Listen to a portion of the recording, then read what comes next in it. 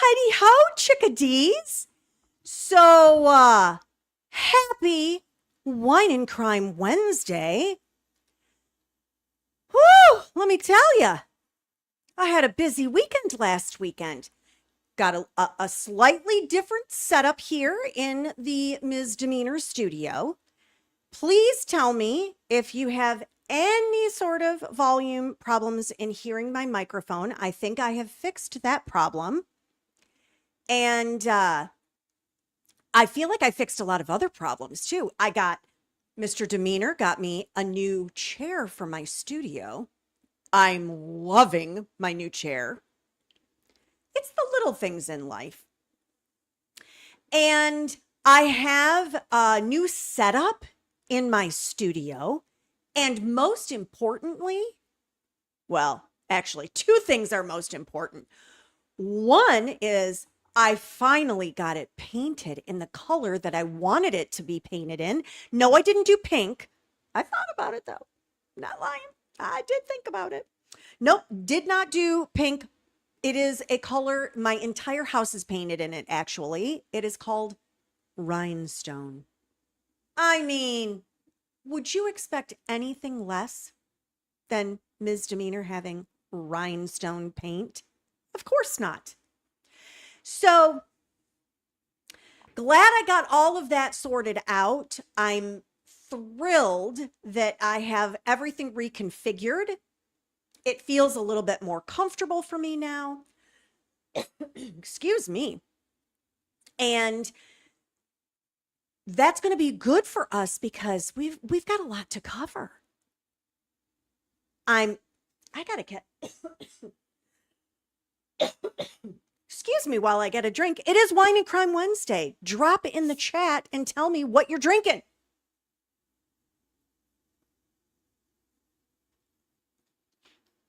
Oh, I don't know what was going on there. I had a little tickle. And so the other really great thing about my new studio, y'all are not going to believe this. So you all don't know, but typically I would be in my studio and there's a lot of computer equipment. It gets a little toasty in the in Ms. D's studio. I got an air conditioner in here. And I'm prepared because I have a sweater with me because I'm keeping my fingers crossed and hoping I'm going to need it this evening because of my air conditioner. I'm so excited about it. So anyway, enough about all of me and my setup and all of that stuff. Tonight, we're going to talk about Mickey Stines. I have not discussed anything about Mickey Stines until tonight. So I will try to give you a brief summary of what has happened. We will go over a few documents so that everybody can get up to speed on it. And then I want to watch the hearing that took place last week. And we may not watch all of the hearing, but we're going to try to watch a good part of it anyway. So let's say hello to everyone. Kelly is here as always, my marvelous mod. And KS Granny is spending some fabulously much needed time with her family, having a family reunion. That is very important. I'm going to talk about in real life things in just a moment here after I say hello to everyone. And who else do we have? Melissa. Hello, my little chickadee. Debbie Holman is back with us again. Christine, happy to have you. Peppermint PJ. And we're drinking Coke and water. And you know, I meant to grab myself a water. I didn't do that either. I got myself my Dr. Pepper Zero. There you go. That's a little better. And I have this really bad tickle going on all of a sudden.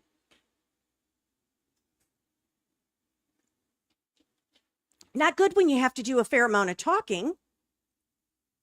So always take care of all of the good things in real life that you need to take care of, because it is very important to do that. Oh, Disney Nerd is with us as well. I say that because I have to talk about some scheduling, because in real life is happening in Misdemeanor's world. And while I am working in the background on getting guests to come on and discuss different topics with us, I have not given up on that. I did something in my personal life last week. I auditioned for a community theater production. It is a musical. And I was cast in one of the lead roles, which requires me to have rehearsal nearly every night. I'm supposed to be at rehearsal right now, but the director is very, very kind and allowing me to do my Wine and Crime Wednesdays because he knows I am a freak about my true crime. So we will still have the Wine and Crime Wednesday. The production goes up in mid-August. And so when it gets closer to time, when we have Tech Week and things like that, it will, I may have a more difficult time. There may be a little tiny bit of a hiatus while that is going on. Once we have opening night, rehearsals are no more. It's just performances. And so we'll be right back on track. So it may just be a couple weeks. I may end up doing like a Friday night kind of live streams, something different. So thank you, everybody. Yes, thank you very much. Congrats on the role, Disney Nerd. I am super excited. She is a salty character to play, and very as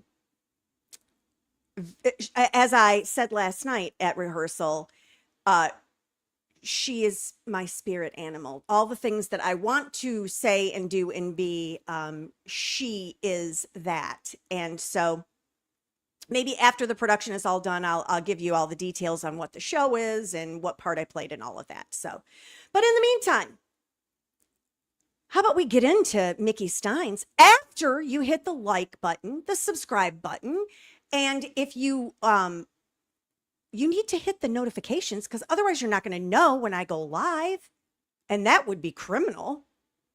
And so make sure you do all of those things. And we're going to get into some Mickey Stines stuff. Let me get a document pulled up here. That is not what I wanted. Y'all can drop it in the chat for me if you happen to know anything at all about Mickey Stines and this particular case. Okay, I think this is what I need.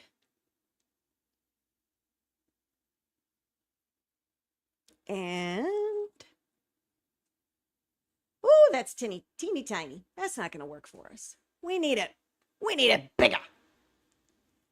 Okay. So,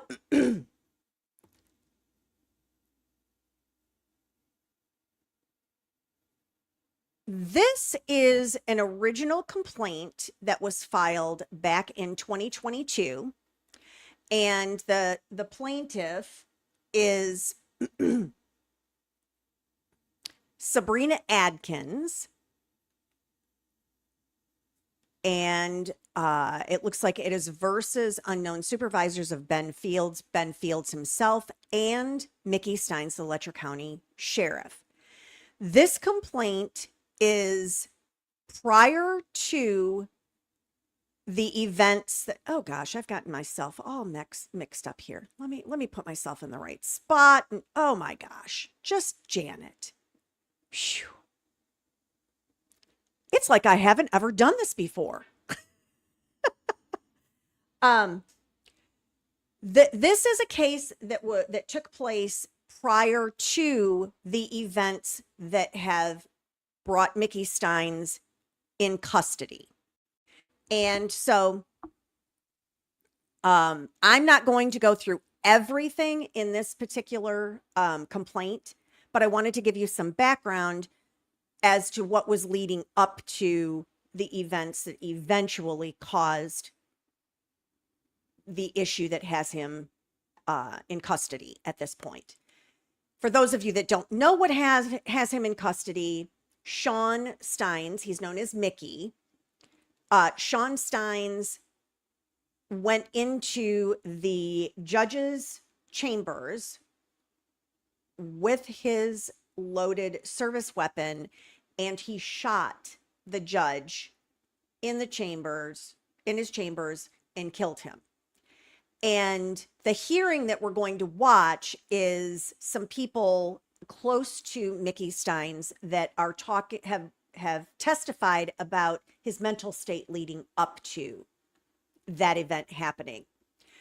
There was also, at one point, a lot of questions and accusations that his daughter was involved in something with the judge. The daughter came out, did a TikTok video, and cleared that up and said that is absolutely not the case at all. And so I just want to give a little bit of history so that everybody understands where we are, how we got here, all that fun stuff.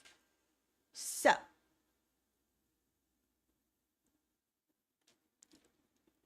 let's see what we could find out here.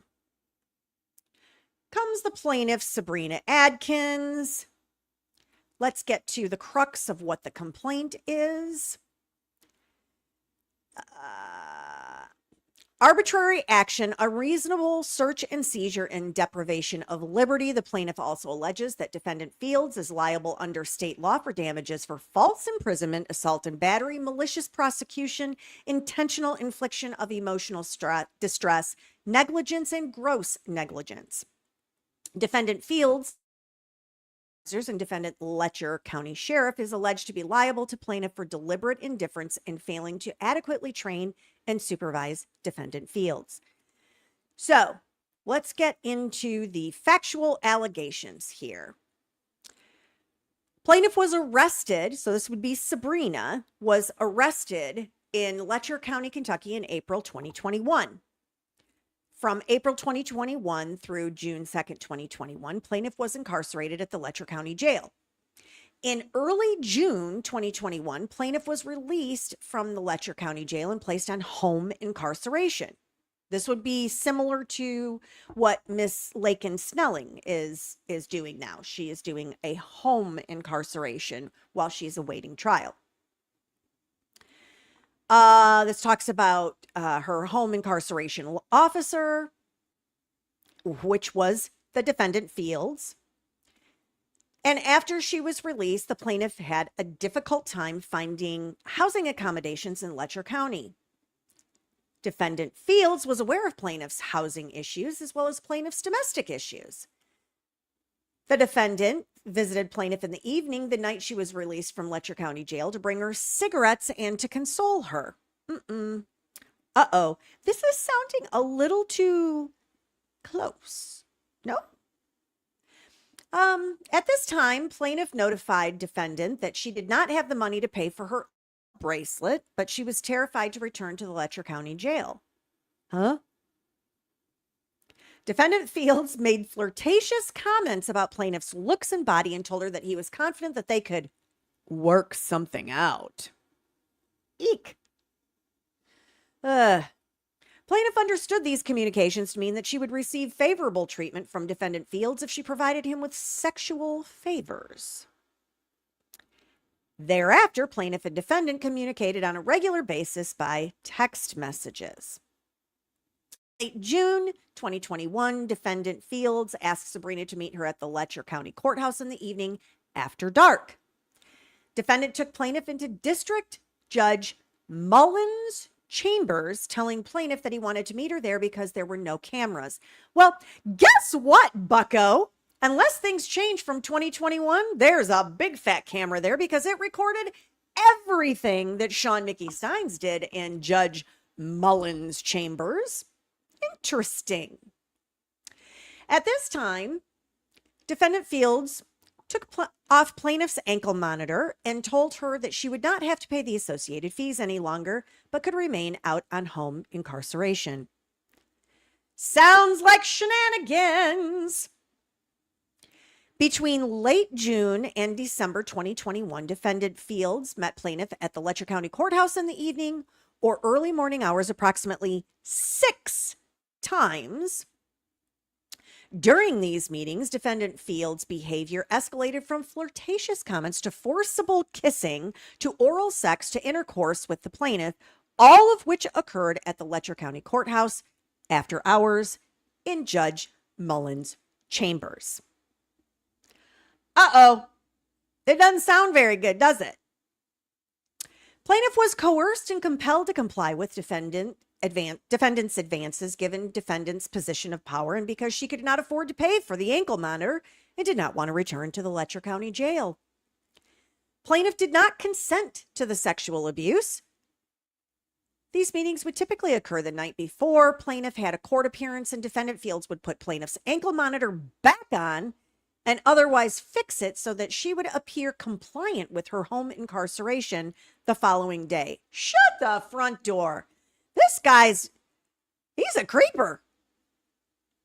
Upon information and belief in late December 2021, certain persons at the Letcher County Courthouse were notified that defendant Fields was having inappropriate communications and or relations with the plaintiff and were provided text messages evidencing the inappropriate communications and relations. Upon information and belief, defendant became aware of the information contained in the preceding paragraph. In late December 2021, defendant stopped communicating with plaintiff by text message or otherwise. In early January 2022, defendant filed a complaint against plaintiff claiming that she was not complying with the terms of her home incarceration. Must not be giving it up anymore for old defendant Fields. This complaint was filed maliciously by the defendant in an effort to punish plaintiff and in an attempt to save his own job and reputation. Plaintiff was arrested on January 26, 2022 in Pike County, Kentucky.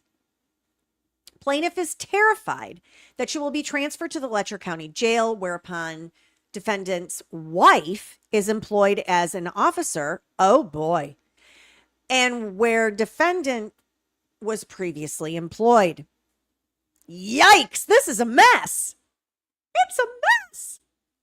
Plaintiff has serious concerns for her safety and welfare if she were to be transferred to the Letcher County Jail. There are other women who defendant Fields has similarly abused. Ruh-roh. And the county sheriff failed to adequately train and supervise the defendant. Defendant Fields was sexually abusing females, including the plaintiff in his charge. Didn't respond, caused severe injury. All right, count 1, and it goes through what the facts are as far as what is being supported. Count 1 is a violation of plaintiff's rights under the Fourth Amendment. And let's continue down. Another violation of the plaintiff's rights under Amendment 14. Oh my, look at those words there. It says, defendant's conduct was so oppressive that it shocks the conscience. I think that's supposed to be conscience. I think. I could be wrong. Maybe they meant conscious as opposed to unconscious, where you don't know what's going on. And more of the same. And then the count 3, deliberate indifference, failure to supervise and train, is toward the sheriff, which at the time was Sheriff Shawn Mickey Stines. So this gives us a little bit of the background of what was going on within the judge's chambers and likely what was happening within the sheriff's department at that time. I'm just kind of skimming through because we don't need to read every single word of this. We want to get to some of the other information. This is the emotional distress that she has encountered. More emotional distress. And so she's looking for compensatory damages. Okay. So that is where we stand on that particular document. That is one of the complaints. There was an amendment to that complaint. Let's look at this next one here. Oh my. I did not look at this document ahead of time, and it is making me get a headache just looking at it. This is not what we are used to. This is a civil action notification. Oof. Oh, Kentucky, some of the ways that you do things.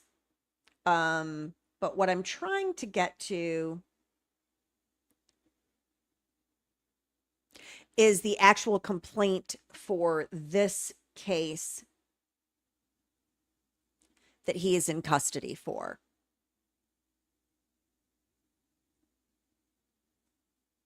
And I think this might be the best one for us to do a little walk down memory lane and see if we can get ourselves educated on what was happening when all this was going down. Oh, too small. Again. All righty. Commonwealth of Kentucky versus Shawn Nikki Stines. This is the defendant's brief in support of an evidentiary bond hearing and setting of bail. However, this will give us majority of the facts of the case. On November 21st, 2024, the Letcher County Grand Jury returned an indictment against Mr. Stines, charging him with one count of aggravated murder. No bond was set. On November 25th, 2024, Mr. Stines was arraigned, and then presiding Judge Adams declined to set a bond, leaving same for the special judge yet to be assigned. There's been also some requests for a prior judge to be recused, so that's all part of this as well.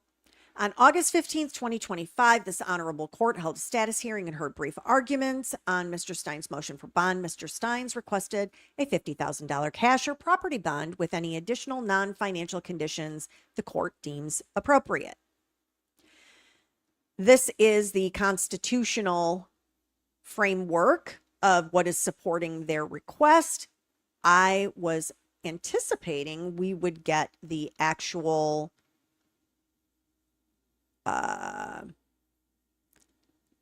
facts of the case in here. I may have false alarmed all of you. I'm a professional here. Did y'all know that? This is all legal cases. That's not what I was looking for. I wanted to get to the facts of this particular case.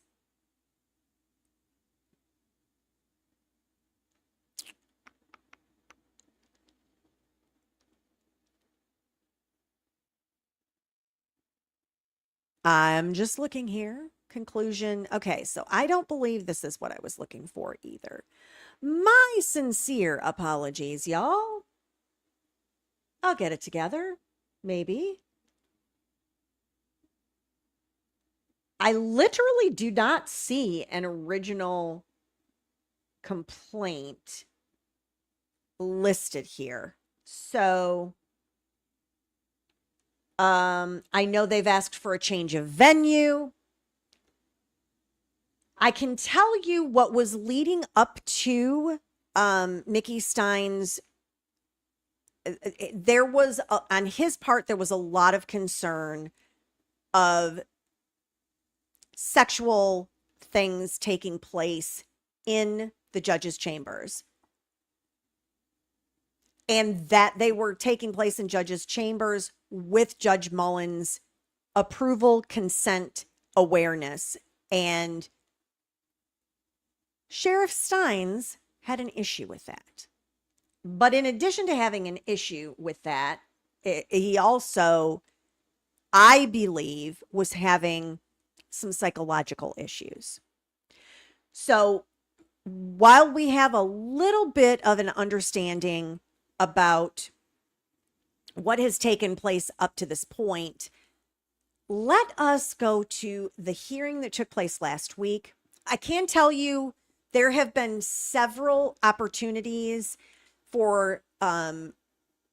Stines to be evaluated on his mental state, because there are a lot of questions about his mental state shortly before this incident and absolutely since this incident.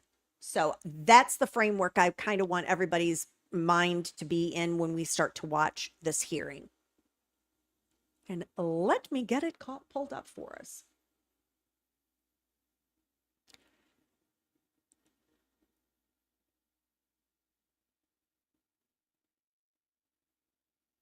I swear it feels like I haven't shared anything or done anything in ages. I'm going to make sure we have closed captions on for everyone so that hopefully we can follow along appropriately.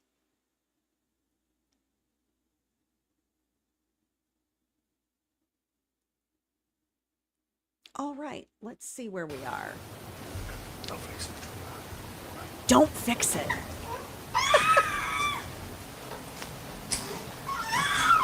Oh, there's a little baby. All right, well, let's get to when the judge is actually in there, so. Here, please. In the meantime, Your Honor, Jackie Steele, Tom Attorney, 27th Circuit Special Prosecutor's Office. Ramsey Dowell, Assistant Attorney General, Special Prosecutor on behalf of the Commonwealth, Your All Honor. right, thank you.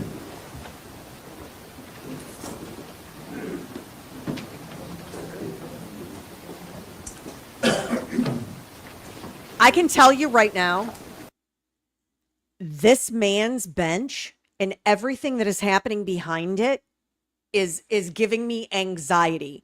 I'm going to have to find someplace else to focus my attention, because I'm going to start having heart palpitations and I may hyperventilate.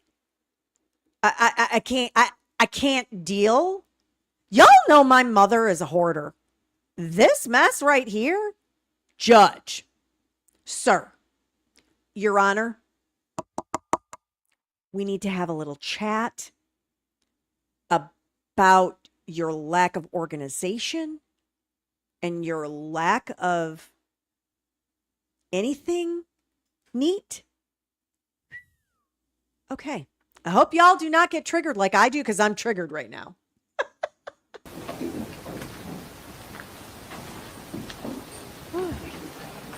You ain't lying, Kelly.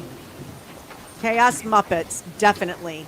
Or like the Doozers. Your Honor, while we're waiting on Sheriff Stines and his counsel, I just thought I'd introduce myself. My name is Chris Manhart. I represent Kimberly Mullins as administratrix of the estate of Kevin Mullins, as well as her personally and her future. Thank you, Your Honor. And that's it. All right, thank you. I'm on you.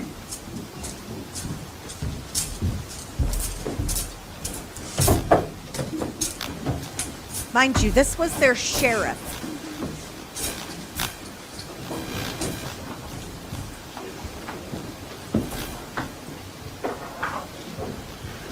All right, Mr. Bartley, if you identify yourself and who's the counsel table with you. That's not me. I have just 1 second, I'm open the box, sir.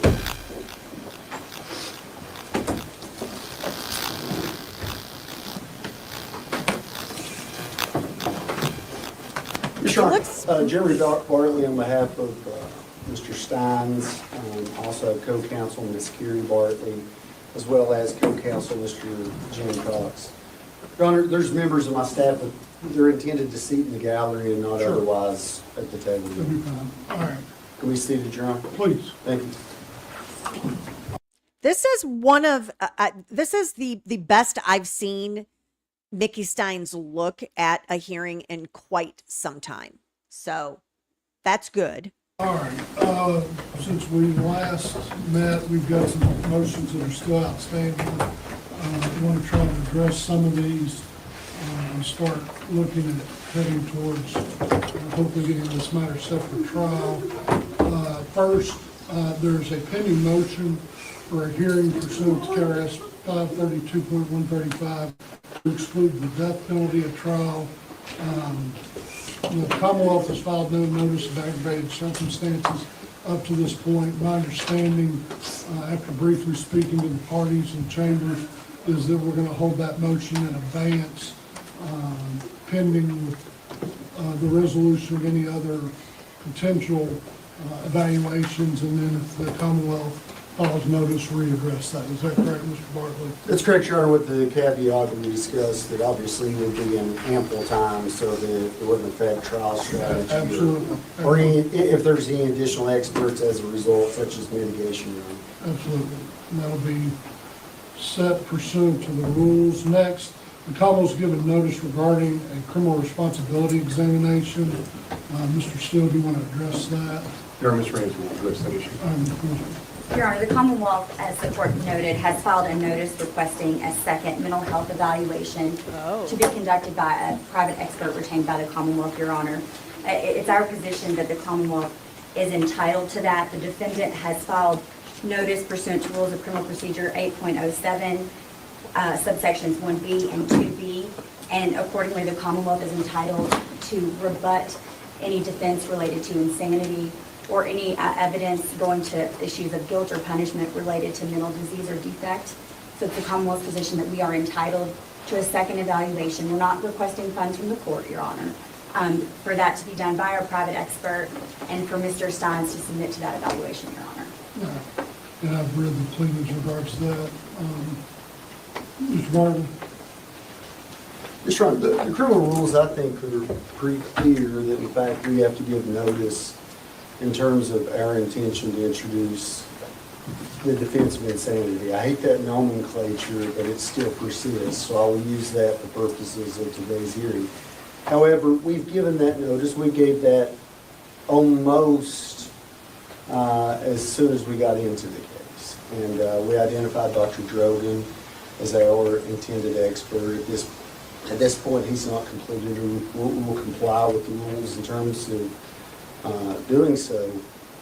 But the rules of criminal procedure that were cited in the notice, I believe, are 807.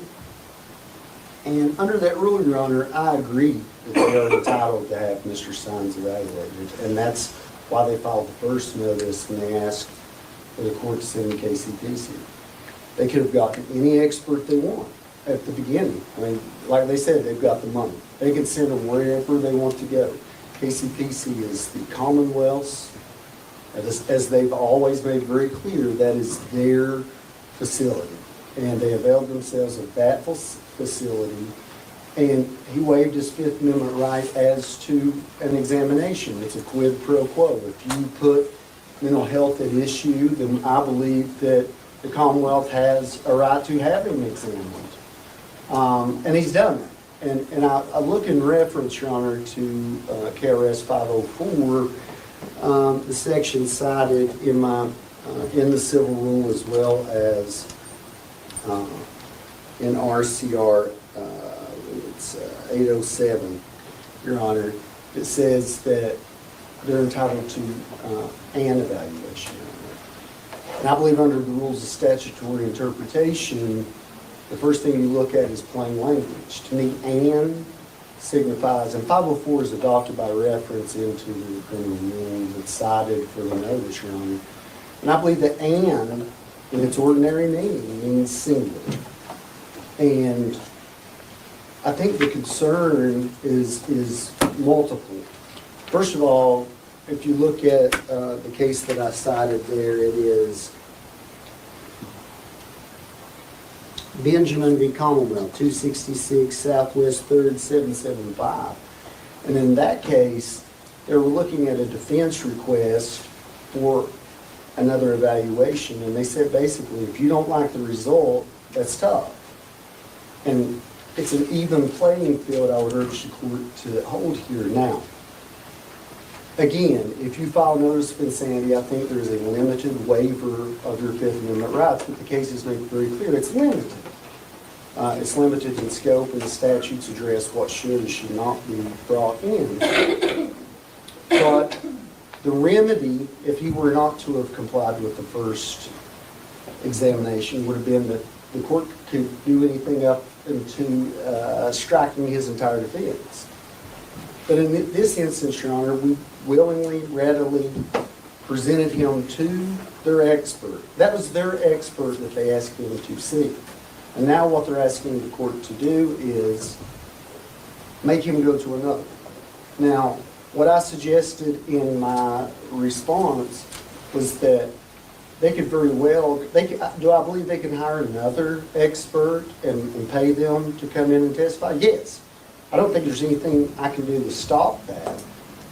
It's the evaluation that I think is the invasive part, Your Honor, that would subject him to yet another waiver of his Fifth Amendment. We are now 2 years out. You know, the first evaluation will be much more relevant. But if they want to get there and get another opinion and have somebody come in and say, Drogan and Dr. Allen, there's reasons not to believe that testimony, I can't refer to it, Judge, but that testimony that the court's aware of, then I think they can. And they can get there by simply having them review the procedures by KCPC. They have all the data. They have all the data that is there.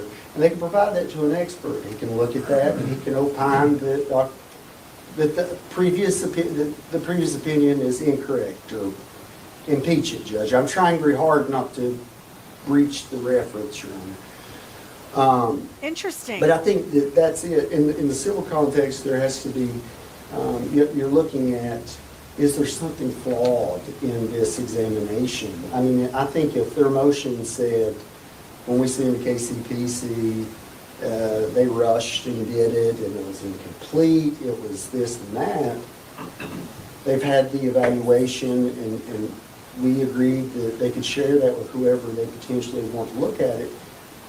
Then I would say today, if there was some evidence they could put on to the court that this was flawed, of course, we would cross that and ask to subject it to proof. But I believe that's what they should have to do, rather than just have him again waive his Fifth Amendment right, go to a state expert again. He was compelled to do it from the jail twice. He was compelled to do it at KCPC, Your Honor. And I think that, you know, my question also becomes is, where does that stop? I mean, so I see his point here. And one of the things that I would be concerned with if I were his defense attorney, I would be concerned that he has either processed a lot of the mental issues he was undergoing and concerned with and had issues with, first off. Second off, they may have him medicated in some way while he's in custody that then changes his mental state again. I would want to know, as his defense attorney, what are we specifically needing to evaluate him for yet again that we haven't already evaluated him? So I understand the defense's argument here of, what are we doing? Like, how many bites at the apple do you want to have, and how legitimate would this evaluation be when it's so far removed from the actual incident? at some point, how many examinations do we send him to? If this is if this should have let it go, expert, sorry. whoever it may be, were to agree with both our expert and Dr. Allen from KCPC, do we get another one? And I think that's exactly why the courts have said that the waiver of the Fifth Amendment in this context should be limited, Your Honor. And I would ask the court to find that he did his part. He understood the quid pro quo. We discussed that on the front end. But what we didn't discuss was a quid pro double quo, Your Honor. And so I'm asking the court they can still get their expert to rebut. I understand there are cases that talk about they get an opportunity to rebut it, but there's nothing that should compel him to once again waive the Fifth Amendment right and go see an expert that the government mandates, Your Honor. They can get to the same point without compromising that yet again, Your Honor. All right, Ms. Dawn, respond. Yes, Your Honor. The Commonwealth's position is that it's clear here, there is no statute, rule of criminal procedure, or case law that would serve as precedence for this court saying that the Commonwealth is limited to a single evaluation of the defendant as to criminal responsibility. There is nothing out there that says that. Instead, the Commonwealth has the burden of rebutting that the defendant has indicated he intends to present. The Commonwealth's position is that the reliance on the Benjamin versus Commonwealth case is completely misplaced. That was a very different situation. That's my In problem Benjamin, with there the was Kelly. a defendant who was asserting both competency issues as well as criminal responsibility. In that case, an evaluation had already been conducted. The defendant had not until the day that trial began articulated specific reasons for a request for funds for an additional evaluation. At that time, the court said, no, your request isn't timely, it's not necessary, and then an appellate court in reviewing that said, due process was not violated, Your Honor. This is markedly different. We're not here asking the court for funds. We're certainly not requesting a second evaluation the day that trial begins. We don't even have a trial date at this point, Your Honor. So Commonwealth feels that our request is valid and that a second evaluation should be conducted of the defendant. Additionally, the experts at KCPC, I believe the defense has referred to as the state's expert. Well, Your Honor, if the Commonwealth is not conceding that the defense can call an expert from KCPC who evaluated the defendant at trial as their expert, but if they intend to do so, then certainly that expert would not serve as the Commonwealth's expert, and therefore we would be entitled to obtain a private expert to evaluate the defendant in this case. As far as any waiver of Fifth Amendment concerns, that is explicitly addressed in the rules of criminal procedure, specifically under 8.06 and 8.07. It says that any statements made by the defendant in the course of these examinations cannot be used against the defendant unless they choose to use those examinations and evaluations to their benefit. So that is addressed directly in the statute. That argument is completely without merit. So we would ask that the Commonwealth be allowed to have their private expert conduct an evaluation of the defendant. Right. Ms. Harden, response. Yes, sir. That's completely the inverse. I agree. There's nothing out there that says they can't, but there's nothing out there that says they can't. And so my point is this, Judge. I mean, so it should be limited to the intention of the rule. The intention of the rule is to give a fair play. He waived that right. It should be limited, Your Honor, in terms of whether the It doesn't look like he's with are it. privileged. That blanket prohibition of the statute is real Yikes. with exceptions. And I'll be very surprised. I'll be extremely shocked Came if back. we get to a trial and there are not statements from any of the examinations that come in. It's riddled with exclusions, Your Honor. I ask the court not compel Mr. Stines to, once again, Judge produce evidence that is potentially used against him, Your Honor. Again, you can accomplish both goals by letting them have the prior evaluation, the raw data from that examination, and they can still have someone to rebut them. As far as whose witness it is, they asked that the court order he see their expert. That was the first notice, and they said their expert was going to be at KCPC. Now they're asking for an independent expert. They were both Commonwealth expert. The fact that I may call them is irrelevant. I mean, they weren't the courts. I didn't ask for it. So obviously it's their witness, Your Honor. So regardless of who calls them or whatever that may be, we didn't ask to see Dr. Allen, but we do want to hear what he has to say at trial, Your Honor. All right. Ms. Dawn, if the court does order another evaluation pursuant to the Commonwealth's request, what kind of timeline are we looking at? Your Honor, we don't foresee our expert he's located out of state in Indiana, but fairly nearby. Okay. Of course, there would be travel time and we would accommodate his schedule, but we're not expecting any significant delay, Your Honor. Timeline, lady. Sure, if I may, Sure. in terms of if the court does permit, the second Sure. expert, Your Honor, then what we're asking is that, once again, Dr. Drogan be permitted, our Absolutely. original expert. But, Your Honor, I think it's very prudent, and it's not without precedent, actually, with Dr. Allen, that the KCPC doctor be there as well, because if they're going to rebut and be critical of what he did, Your Honor, then I think it is only fair that we should be able to have him observe so that he can respond to the criticisms that they place on the KCPC examiner. Okay. All right. Your Honor, if I may, the Commonwealth does not have any objection to Dr. Grogan appearing. We would have an objection to Dr. Allen. If I do order it, I would have obviously no issue with Dr. Grogan being present. I am going to have to look at whether or not Dr. Allen being present would be appropriate in regards to it. I've not made a ruling yet in regards to another evaluation, but I do think the court inherently, under RCR 807 1B, has the authority to order the second evaluation, but I want to review the pleadings and I will get an order out to the parties shortly in regards to that, because I do want, timing-wise, if this is going to be done, to get that moving. So, next issue before the court. Your Honor, can I have one more thing, Your Honor? In terms of that, if the court does in fact order that examination, then I believe that we're entitled to discovery as to fees paid, and as well as ours as well. I just want to make sure we get that discovery as well. That'd be no problem at all. Thank you. All right. Next, let's go ahead and, Mr. Bartley, you've got pending bond motion. Your Honor, I'd ask that Ms. Bartley take that issue with court. Ms. Bartley, go ahead. Yes, Your Honor. Carrie Bartley on behalf of Mr. Stines. Judge, the court has issued an order basically granting us the evidentiary hearing that we requested. It's the Commonwealth's burden to put on proof that the defendant's guilt is, proof is evident, or the presumption is great of his guilt of a capital offense. We don't believe that they would be able to do that.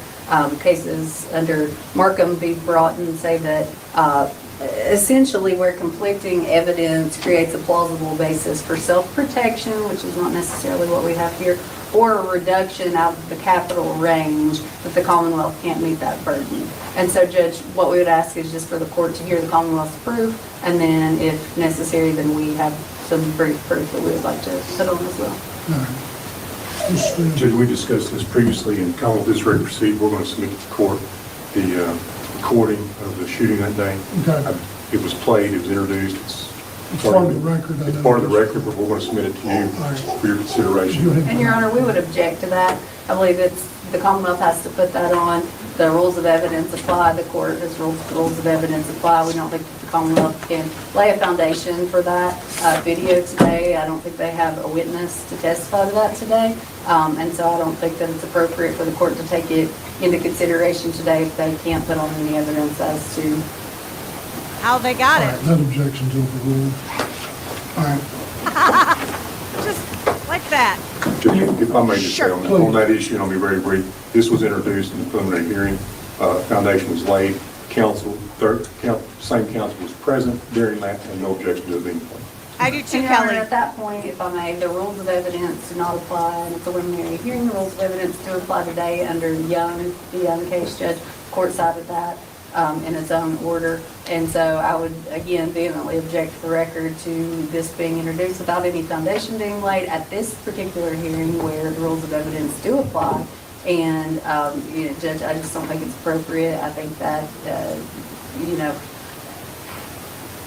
it sort of flies in the face of applying the rules of evidence, or for that being the court's ruling, that those rules apply, Judge, if we allow the Commonwealth to put in proof without having any testimony to that effect and without any witness being here to be subject to cross-examination as to that issue. Well, just, Judge, under Rule 1101, applicability of rules, it says, subsection D, rules and applicable to rules other than with respect to privileges do not apply in the following instances.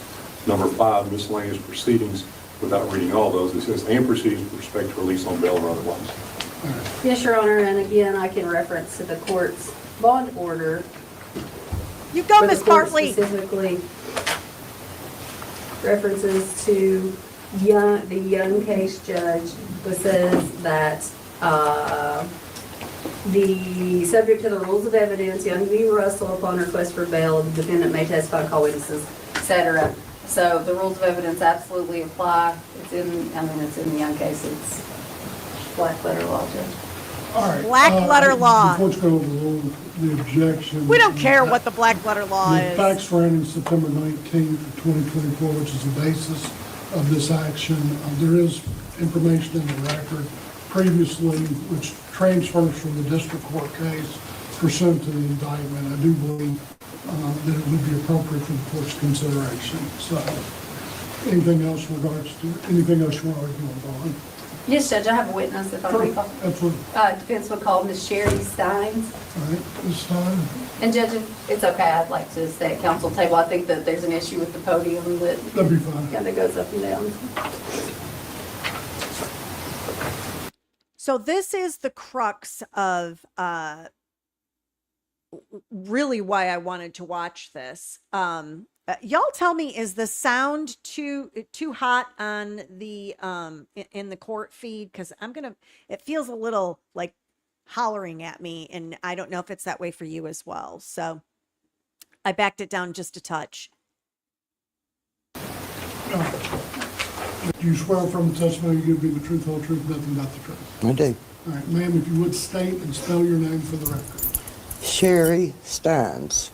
Sherristines. All right,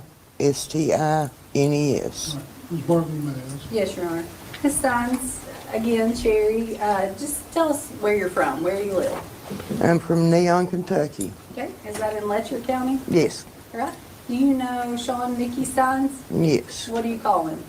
I call him Bubby. Bubby? Okay. Yes, he's biologically my nephew, but my mother and father raised him. Well, that was my next question. What's your relationship to him? So, Yes. you're his aunt, is Yes. that correct? Yes, All right. Now, how close of a relationship do you have with Mickey now? very close. And has it always been close? Yes. Okay. How much older than Mickey are you?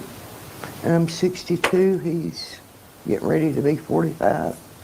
Did you ever Wow. live with Mickey? Yes. And is it okay with you if I call him Mickey? I know you call him Bubby. Yeah, I but call don't him think we're that Mickey, close yeah. yet, so he may not like that. I want to ask you about the date September 18th of 2020. Did y'all see that? They're like laughing about what his nickname is and everything. He has no reaction to it at all. Wow. Do you recall the events of that day? Yes, it's the day he stayed all night with me. Okay. And you said that's the day he stayed all night with you. So you saw Mickey that day, is that Yes, yes. right? Okay. And about what time that day did you see Mickey?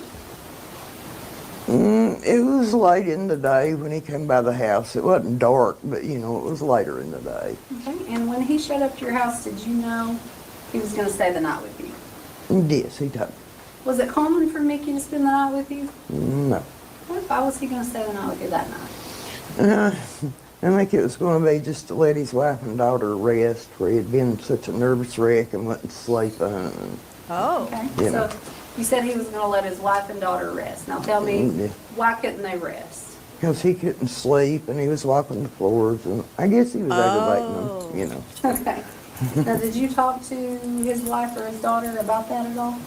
No, not that night. He was at the house, so I didn't. I tried not to get in that. When he came to your house, had he called you before and said, I'm coming over? I can't remember if he called and said he was coming or not, but he knew he could come anytime he wanted. It's like his second home. Okay, so you said he came by later that evening. Yeah. And when he came by, did he bring anything with him? He brought a bag, and in it he had those little tuna creations, and it turned out it was like melatonin gummies and some over-the-counter Benadryl. And did he have anything to say about why he had Benadryl or melatonin gummies? Well, he hadn't been sleeping, and it's like he hadn't slept in 7 days and nights. And What? he had went to the doctor, and they had told him to take the Benadryl and the melatonin to help him rest. When? I'm assuming it was that day or the day before. It was very close. So he had The gone pretty rocking close in time to when. in the Yeah. You don't know for self-soothing sure, manner. Yeah, no. Okay. And the doctor recommended to him to take melatonin and Benadryl to Right. try to get some sleep. Over the counter. Okay. And when he got to your house, what did y'all do first? And we just basically sit around, watch TV. I went in and I fixed us a little bit of supper. We ate. He didn't eat a lot. What'd you make? Pork chops, like green beans, No, potatoes. I'm going to object this time. I don't understand the relevance as to what we're here for and upon in regards to my question. I'm going to overrule the objection that that's Good. council. Yes, Your Honor. So Mickey got to your house, you ate some dinner, and then what did you do? What happened? Just sit around for a minute. He was real fidgety, walking from one door to the next. Just kept getting later, and I take oxygen at night. So I sat in my recliner at night and take my oxygen. So I give him a bed in my house. I have an extra bedroom. Told him to go lay down. He goes in, he lays down for a few minutes, and then before I know it, he's right back in the living room with me, and he's carrying a pillow. And I said, "Baby, can't you sleep?" And, no, I just can't. And he would take like melatonin and Benadryl, sit there, keep his phone in his hand. And he was watching his security cameras, watching around his house. Oh. So he's watching the security cameras at his house? Around his house, yeah. At his house, okay. Yeah. And you said, let me go back to the melatonin and Benadryl. So he's taking melatonin and Benadryl. Did he take that at the same time? Yes. Do you know what kind of Benadryl or melatonin it was? How many milligrams, anything like that? I don't know, but I've still got them at home in the bag he had them in. Okay, so about how many, if you had to guess, or if you know, don't guess, if you know, how many melatonin, how many Benadryl did Mickey take that night? I'd say about 3 to 4 Benadryl and about the same with the melatonin gummies. Oh, And did those seem to sweet have any effect on him at all? No. And so, did he sleep? No. He's like freaking Michael Jackson. Next thing you know, he's going to be asking for his milk.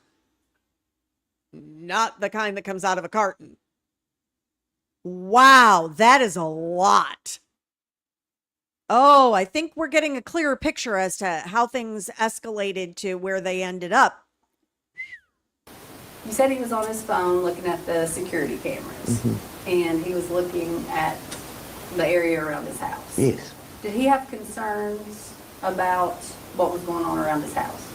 Oh, yeah, he was paranoid. He thought somebody was going to be around his house and, like, I guess do something, bother something. What was he concerned about in terms of someone being at his house? He was worried about Lila and Caroline, his wife and daughter.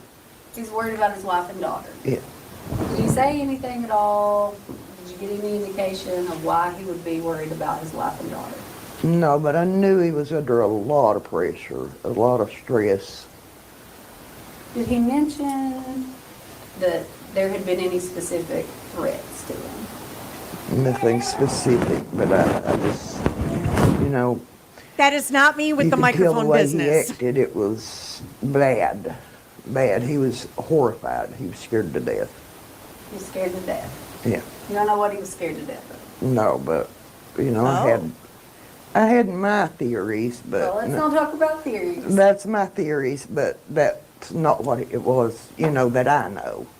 Okay, so you said you were up all night with him, Yes. okay?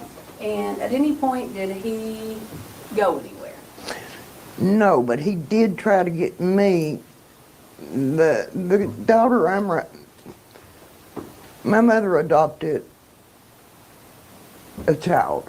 And at the time, she'd been at the doctor's office, had a headache, passed out, done MRI, she was in the bed. Well, Mickey at one point tried to get me to ride up by his house, just to check around his house and make sure it was all right, and he wanted me to leave her in the bed.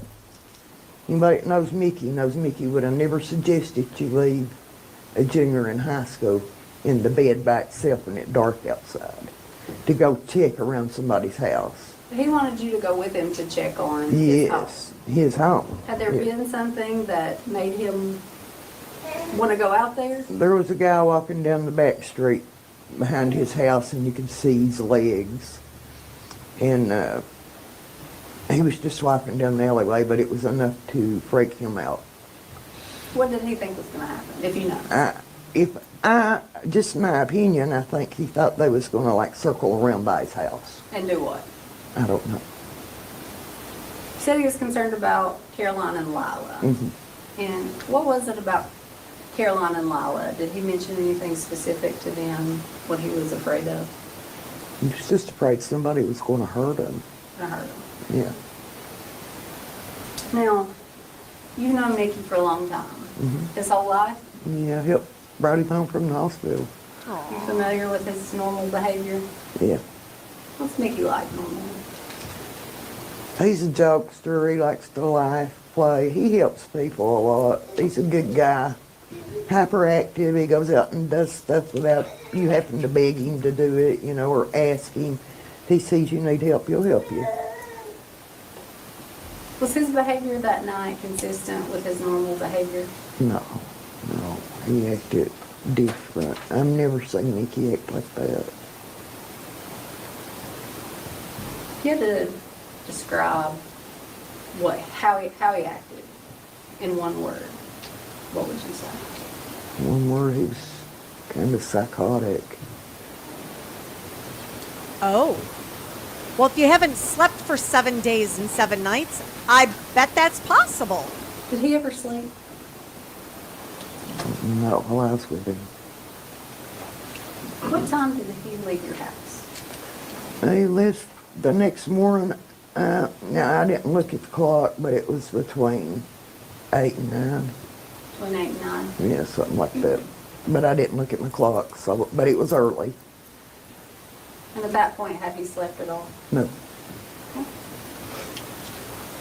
Did you talk to Mickey anymore after he left your house that day? yes, And let me back up. Was that September 19th of 2024? yes, Okay.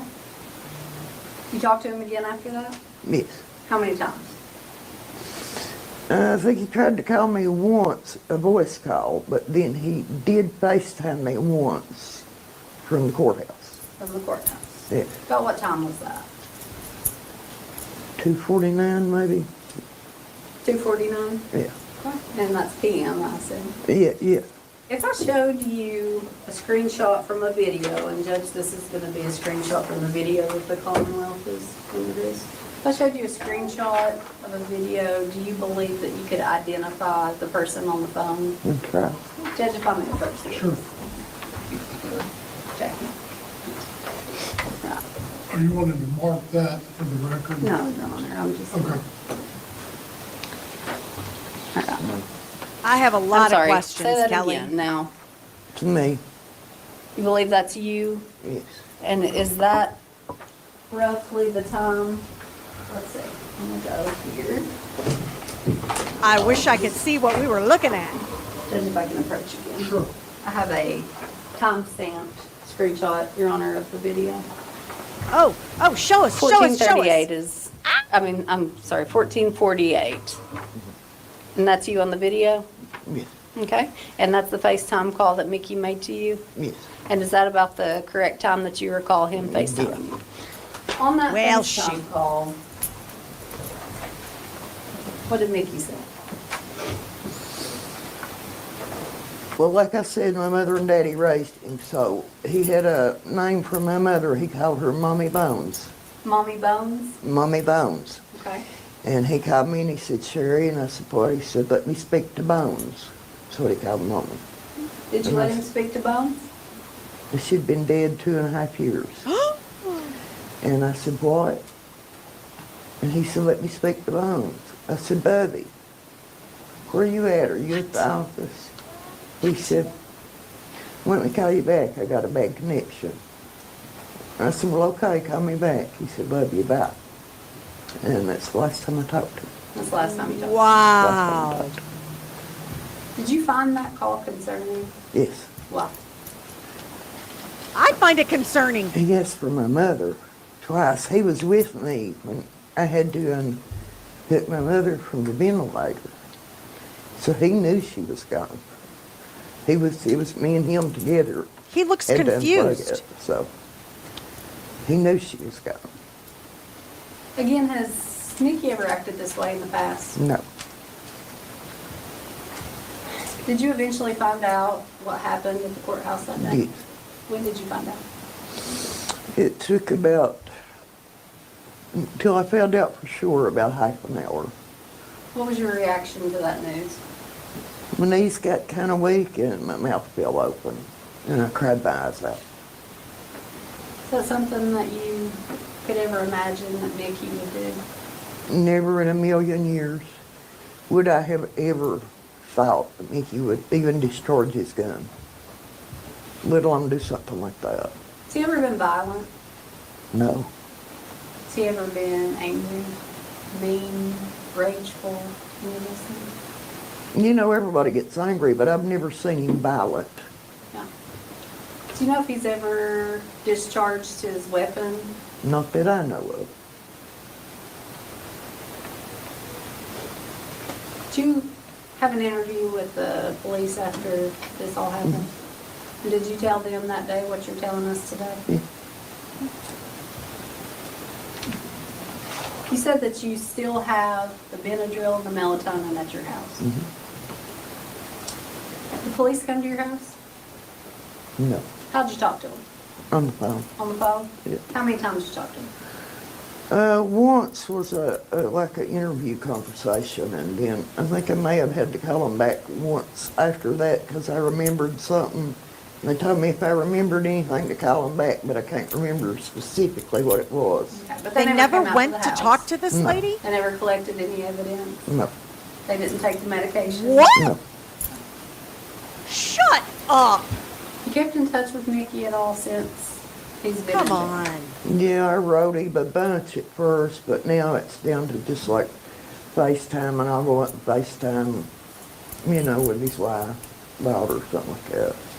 Not as much as it was, but it's as much as I can. Sure. You know how he's doing? He's not doing good at all. We can When you see say that. What do you mean? I mean, he's always had to take antibiotics every day of his life. He's got a really bad infection in his head. And it's not just looks-wise, it's painful, and it's getting on his face. His head's got these, it's hard to lay his head on pillows. He's in a lot of pain, is the point. And this Oh. tick bite he got has always caused him a lot of trouble. Tell me about that. You said he got a tick bite? What? They call it California encephalitis or something like that. Do you I know did what not have- that is? He went to and from the hospital so much.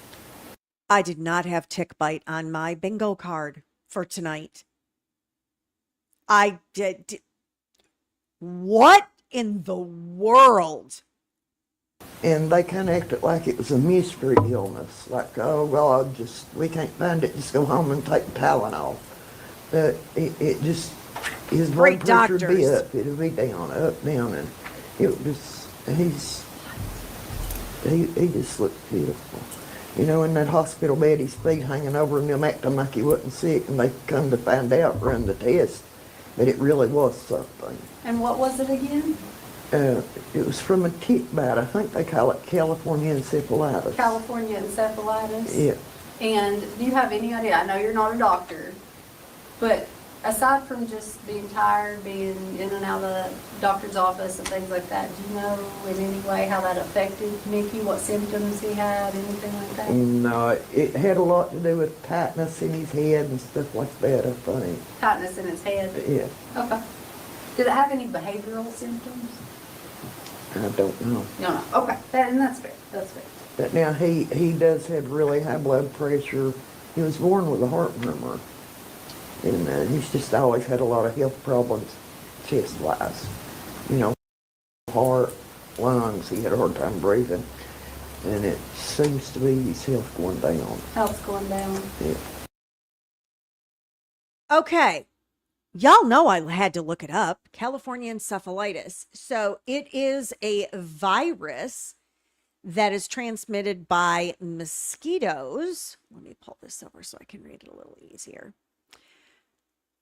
Transmitted by mosquitoes and primarily causes childhood encephalitis.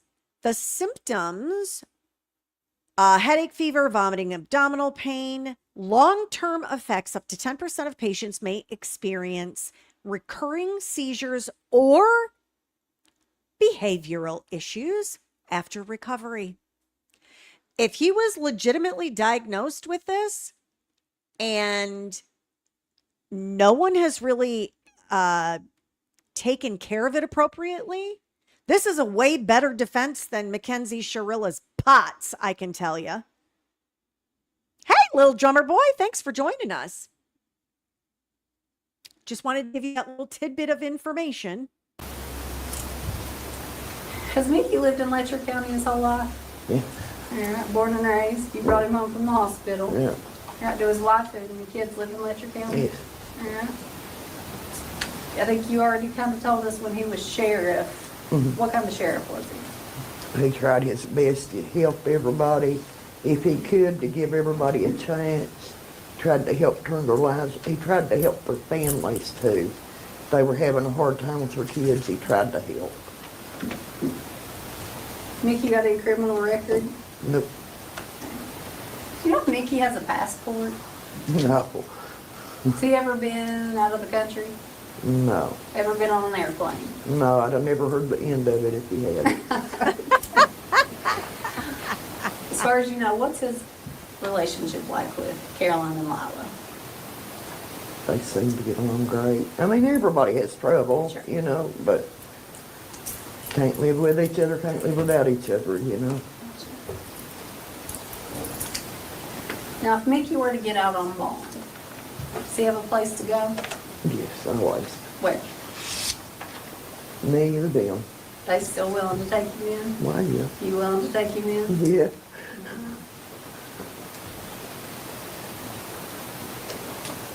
Judge decides to give him a bond and he's able to make that bond. You think he'd comply with the bond condition? Yes. Would he show up for court? Yes. Would he take off and go to Mexico? No. Judge, if I can have this number. Sure.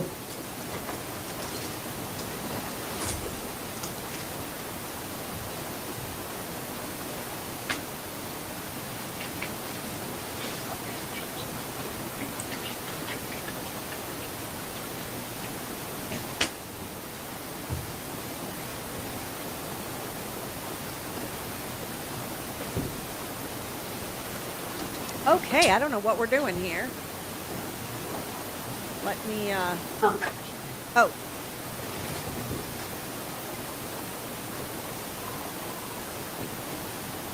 Oh, I thought we weren't going to be moving on. you said you'd written Mickey some letters and things from jail. You ever FaceTime with him? Yeah. And do Hey, you Libby. do that just you and him? I go up to his wife and daughter's house and then I FaceTime with him up there. Yeah. How often do they FaceTime with him? Every day. Every day? Yeah. Now, you said, you know, obviously we've gone over how he was acting the day before this all happened, the day of. Since you FaceTime with him, since he's been in jail, what, close to 2 years now, right? Yeah. Have you noticed any of those paranoid type of behaviors at all? Does he seem like he's pretty much back to baseline He seems pretty, even? yeah, you know. He looks really bad, but I mean, he acts kind of calm now. So he looks bad? He looks bad, but it's really, he seems like he's calm now. He's not in the state he was in like this. Fair enough. Judge, I think that's all I have for now. Any calls? Hey, Shawn, I have a few questions for you, Ms. Stines. Let me make sure I understand this right. So Mickey wasn't acting right the day before to the point where you were concerned. Yeah, he was acting, he was, And did you call anybody? no, Did you call his wife and say, what's wrong with Mickey? Is something's wrong with him? no, he was, And the next morning when you got this phone call, you didn't call anybody, you didn't call anybody at the sheriff's department, did you? And say, hey, something's wrong with Mickey, is he there? no, Did you? And you didn't call his wife that day either, did you? And say, Mickey's not acting right, you asked about bones, is something going on with Mickey? You didn't call her either, did you? no. When he called and asked for my mother, Yes, ma'am. that was right before it happened, so I didn't have time to call I anybody. think you said you had 30 minutes before you realized what had happened. So in that 30-minute window before you realized what happened, you didn't call anybody, did you? It had already happened. Right, but you didn't know that. No, Okay, so you never called anybody between that Sure time and the didn't. time you found out. no. I like her And- sure didn't. You've spoken very highly of Mr. Stines, but My understanding is that he's concerned for his wife and daughter. Is that right? Mm-hmm. And he left them at home alone. There's your question, Kelly. Went to your house. Is that what you're saying? Mm-hmm. He didn't stay in the driveway. I mean, they were upset because he's walking around and keeping them up. He didn't go to the driveway and sit in the car, did he? I don't know if he did that or not. He left and went to your house, correct? Yeah, he did come to my house, but I don't know what he did before that. Okay. And what time did you say he showed up at your house? I don't know exactly. I didn't think it was going to be important at the time, so at the time I didn't notice. Now, I think most people at this point in time, you've been a resident of Letcher County your entire life, haven't you? Yeah, And I assume you've seen this video also, haven't you? what video? The video in Judge Mullins' chambers. Yeah, just once, part of it, yeah. And you know who Kevin Mullins is? Yeah, I know Kevin. He's district judge? I know Kevin. He's a district judge, correct? Yeah. Was a district judge, Yeah. better way to put it. And you saw I the saw, shooting. yes. Saw that, no? Thank you, ma'am. But Judge, briefly, Sure. Sir? Hi. when Mickey came to your house, you knew that he'd been to the doctor that day. Yeah, Okay. And you knew that there'd been some concerns about his mental health, yeah, and that was the reason he was taken to the doctor. yeah. Oh. And when he was at your house, he kept the cameras on at his house all night long. Watching his house. Did he ever turn them off? No, Did they keep you up at night? I could hear the little crickets and jar flies all night. And was he concerned the entire time about what was going on with Yes, his he life? was. Yes, That's he all was. happened. No, he wasn't there. All right, thank you, ma'am. You may have a seat. Any other witnesses? Judge, I have a pretrial officer that interviewed Mr. Stines prepared to testify, but if the court can take judicial notice of its own report, then that won't be necessary. Okay. We can release that witness. Sure. Okay. No objection to the court here. All right.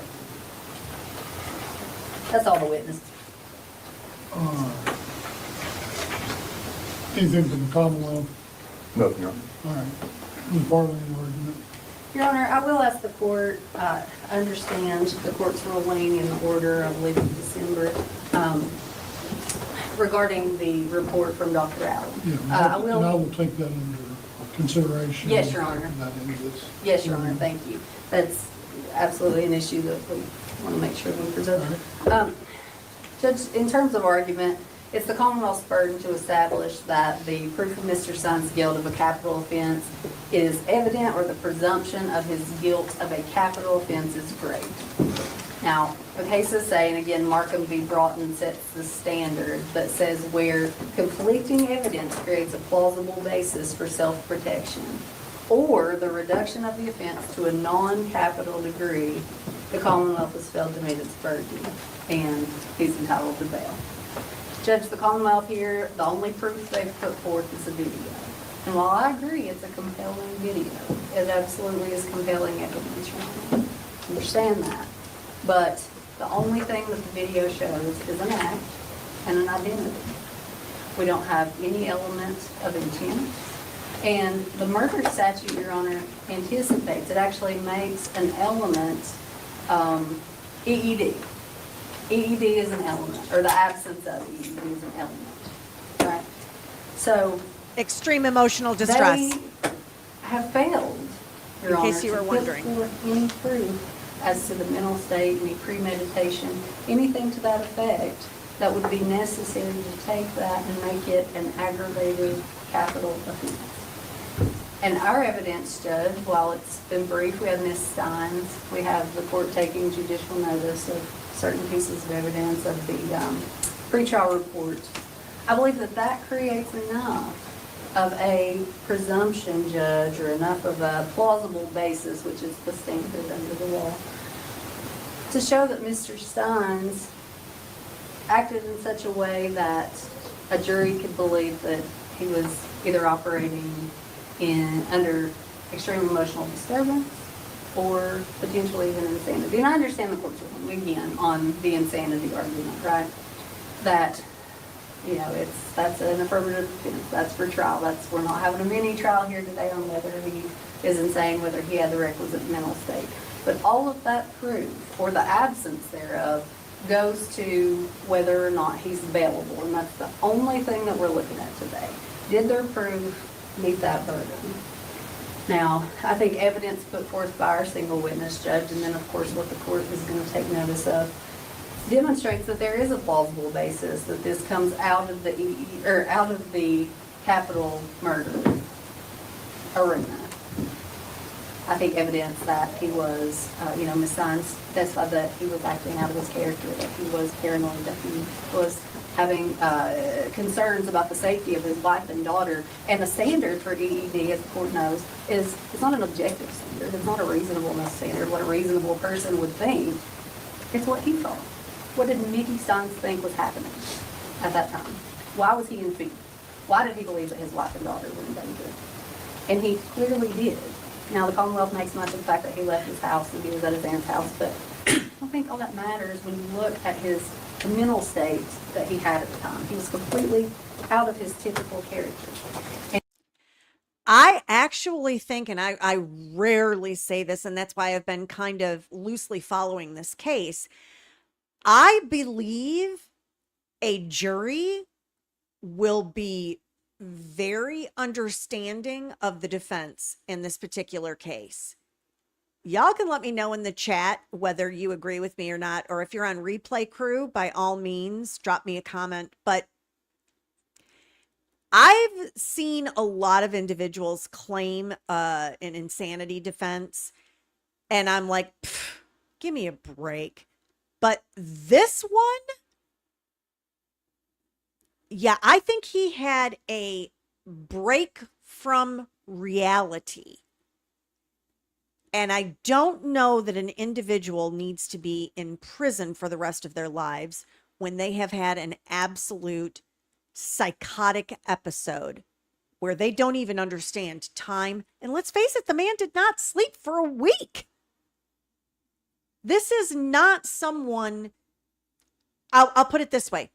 Has anybody here been sleep deprived for whatever reason? Illness, loud neighbors, construction happening around your house, just crappy sleep, and you don't get a couple of nights of good sleep. And then you are given some distressful set of circumstances, or you're given something that any other day you could cope with very easily. But on this day, because you haven't gotten that good rest and that good sleep, you have a freaking meltdown. Yeah, I've been there. And then I can have a good night's sleep and I'm like, I can handle the world. Bring it. It's a big deal. And so even without any other things going on, the fact that he was 7 days and 7 nights without sleep, I think a jury is going to completely understand. Yeah, and it's not good for your brain, little drummer boy. It's not good for your brain to take Benadryl daily either. No, and he was popping them like they were chiclets. All right, sorry. And, the court will take a look at that video. And again, it's compelling, but I think there's so much more, Judge. And although the court, again, said that, insanity is not necessarily relevant at this stage, the cases that we look at, there are several cases that say that bail should have been granted in a capitally charged case. And I think it is relevant. The Commonwealth hasn't filed a death notice at this point, right? So RCR, I believe, 402 says that. Well, as we discussed earlier, that's being called advanced at this point because there's outstanding issues in regards to that. Sure, Your Honor. What I'm saying, Judge, is that. Let me ask you this, Ms. Barr, because I do want to kind of move things along. Yeah, absolutely. What is the bond you're proposing? Judge, what we requested previously was $50,000 cash or property, Judge, with any conditions that the court deems appropriate. The court has heard all of the proof on, he'll have a place to stay. He's not a flag risk. He has no criminal record. He, in terms of the pretrial risk assessment, he's a low 0, the lowest that you can be.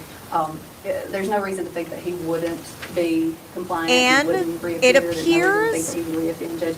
So we would ask for that. Not but with necessarily a conditions, I think catalyst there for are his sufficient mental conditions to crisis, ensure his appearance. but There's it does conditions appear there was a in the community fixation say, an on ankle what monitor may have been would be happening appropriate. No in Judge movement, GPS Judge monitoring if Mullins' necessary. chambers. No firearms, clearly. Yeah, I think the court can fashion any number of remedies to allow him to be out in the community and prepare his defense outside of the confines of Leslie County Jail. And so we would ask for that same bond, Your Honor, but of course, whatever the court deems appropriate, I'm just asking the court to find that he is in fact available and to set a reasonable bond. All right, Mr. Steele. Yes, sir. I want to point everything she mentioned regarding Sandy, those are all defenses, every one of them. We're not here for that at this point in time, but in regards to the bond, I want to point the court direction of Commonwealth v. Jones. I believe I gave the court the last time, it's 2024 Westlaw 2982769. And in that case, out of Breckenridge County, the Commonwealth chose not to seek that. At that point in time, the circuit judge says that I'm going to grant a bond. There's a long analysis of that in regard to criminal rule 4.02. 4.021 says everybody is entitled to bond except those charged with a capital offense. And the conclusion, I'll read the conclusion in the last chapter. Jones was charged with capital offense, which death was a possible penalty. Per Kentucky Constitution, Section 16, we believe it's incumbent upon the circuit court to make an express finding as to whether the proof of Jones' guilt is evident or the presumption is great.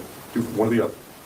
Accordingly, we reverse the orders of Breckenridge Circuit Court granting bond and setting conditions of release remain the matter for determination of whether the proof of Jones' guilt is evident and the presumption is greater. If the court answers the question in the affirmative, then Jones is not available.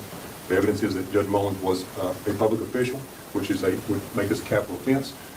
So we do not believe he is a available defendant based upon the charges. All right. Your Honor, if I may just respond to that briefly.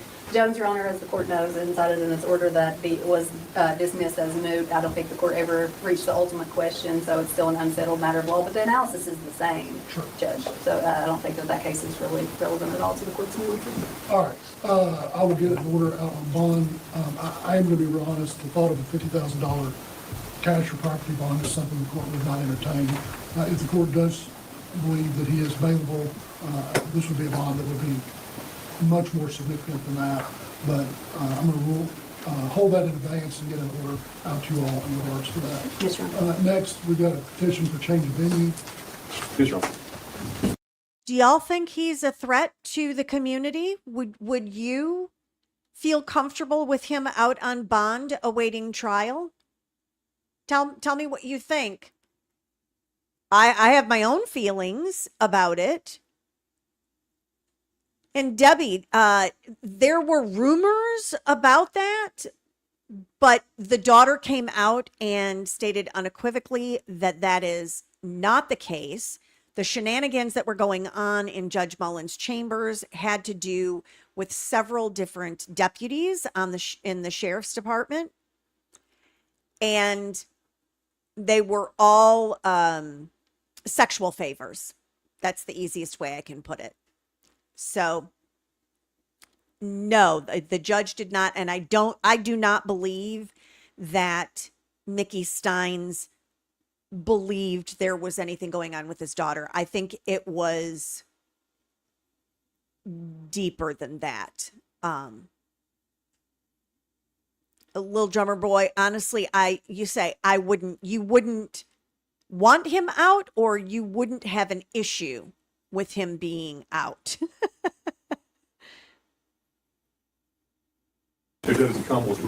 I'm not entirely certain. I'm terribly interested in the change of venue argument. I'm gonna zippity doo dah past that unless you all are feeling exceptionally compelled to hear these attorneys. I gotcha. As much as I'm on his side in this case, sympathetic, it would be hypocritical of me to say I'd be okay with him being released. I would, as long as he were under house arrest with someone, I would feel comfortable with him being out in society. But I would also want to know what the mental state is. Like, what are we doing? What are we dealing with? Truly. Oh, let's see. Who's this old dude? Oh, the Commonwealth doesn't think they can get a fair trial in Letcher County. Hey, speaking of fair trials and juries and such, Kelly, you need to drop me a line or tell me how we ended up with Carmelo Anthony.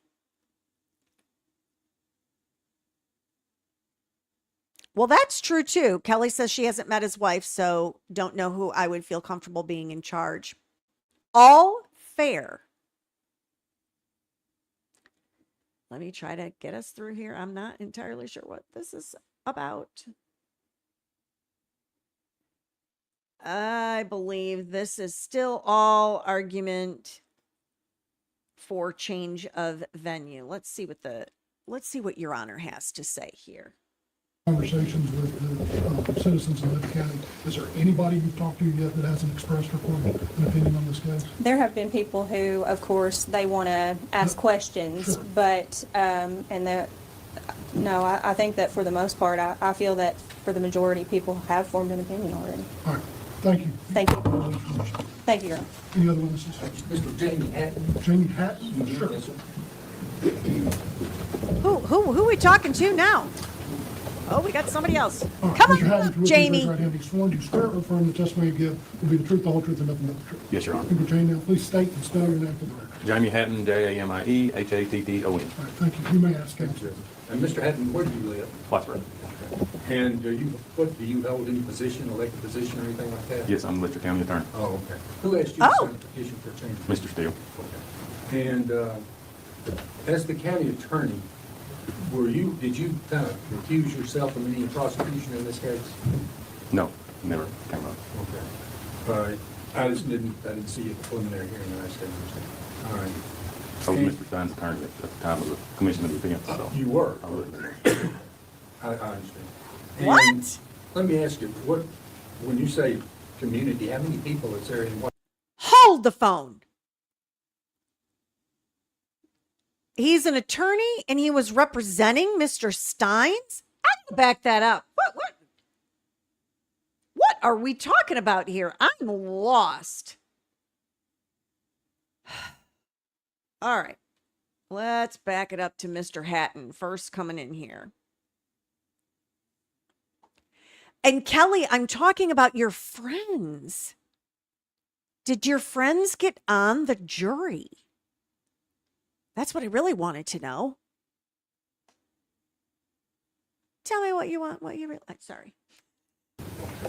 And do you hold any position, elected position or anything like that? Yes, I'm Letcher County Attorney. Oh, okay. He's a Who asked Letcher you to County sign a attorney. petition for change of Mr. Steele. Okay. And as the county attorney, did you kind of recuse yourself from any prosecution in this case? No, never came up. Okay. I didn't see you at the preliminary hearing, and I said, all right. I was And- Mr. Stines' attorney at the time of the commission of the offense, so. You were? I was. I understand. And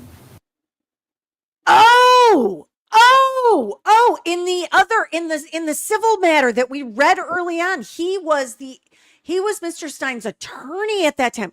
Okay. I'm a little slow. Maybe y'all got there faster than me. I'm sorry. It is the third Monday for misdemeanor, so sorry. Okay. let me ask you, when you say community, how many people is there in Whitesburg? About 7,000 people in the city limits, 20-some thousand in the county. Okay. Now, you certainly hadn't talked to every one of them. Nope. Okay. How many you guess you talked to about this guy? To guess, hundreds, I would imagine. Okay. And Hundreds of people? I know that, has I don't know that I anybody know just hundreds said of that people to talk I to. am going to not believe anything the Commonwealth says about this case. No one said that. No one said. Not to me. Anybody said, no matter what's said, no matter what's done, I'm going to find Mickey Stines not guilty. No one said that to me. And you agree he has a presumption of innocence? Sure. Okay. So you're a prosecutor, right? Yes, I've sat at this table and at that table as well. Okay, I got you. Sure. And what is a fair trial for the Commonwealth? What does that mean? If he has a presumption of innocence, you already start with something right off the bat. I think fair is subject to the eye of the beholder, you know, what's fair mean to you? Well, that's a good question. But I was just gonna ask you this, would it be important thing? Now, Mr. Stines hadn't asked for a change of venue. Do you think it's just about equally as important that he be allowed to stay in his own county and place his trust in the people of This Letcher is County odd to to judge me. this case? Sure. Do you think they can? Think who Do can? you think the people of Letcher County can judge this case fairly?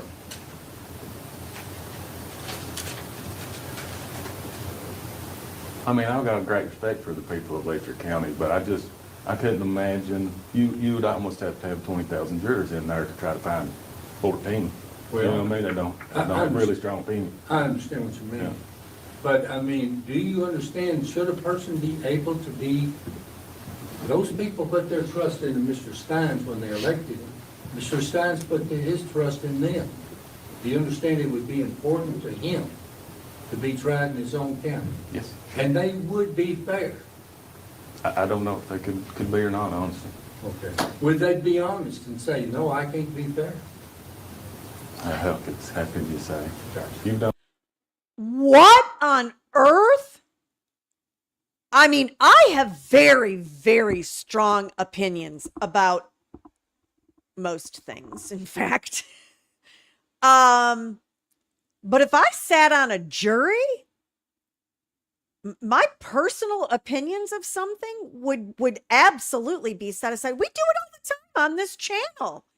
We feel a certain way and we wipe the slate clean in our mind and we're like, okay, just the evidence that's presented. I think this is so bizarre to me that the Commonwealth is the one that is asking for the change of venue. And the defense is like, hey, we're good here. We don't. It's usually the other way around. A lot of voir dires. Yeah. I mean, I'm honest with you. I understand. You know. That's a chance we have to take. Sure. And now he's saying potential jurors and jurors, when he has had to voir dire them, they've not been honest. This dude is going to get tarred and feathered in his own freaking county. What the heck? Sir, you are not making good choices. Judge, that's all I have. Just a few questions, Your Honor. Debbie, how long have you been county attorney? 15 and a half years now. We're halfway through this year. Yeah. So, you've obviously politicked a lot in Letcher County, know a lot of people in the community. Yes, sir. How long have you resided in Letcher County? Other than the 8 years I was off to school, all of them. Or even when you was at school, your mom and dad live there? Absolutely. Families from Letcher County? Yes. Have roots going back to Letcher County, all over Letcher County, don't you? Yes, indeed. And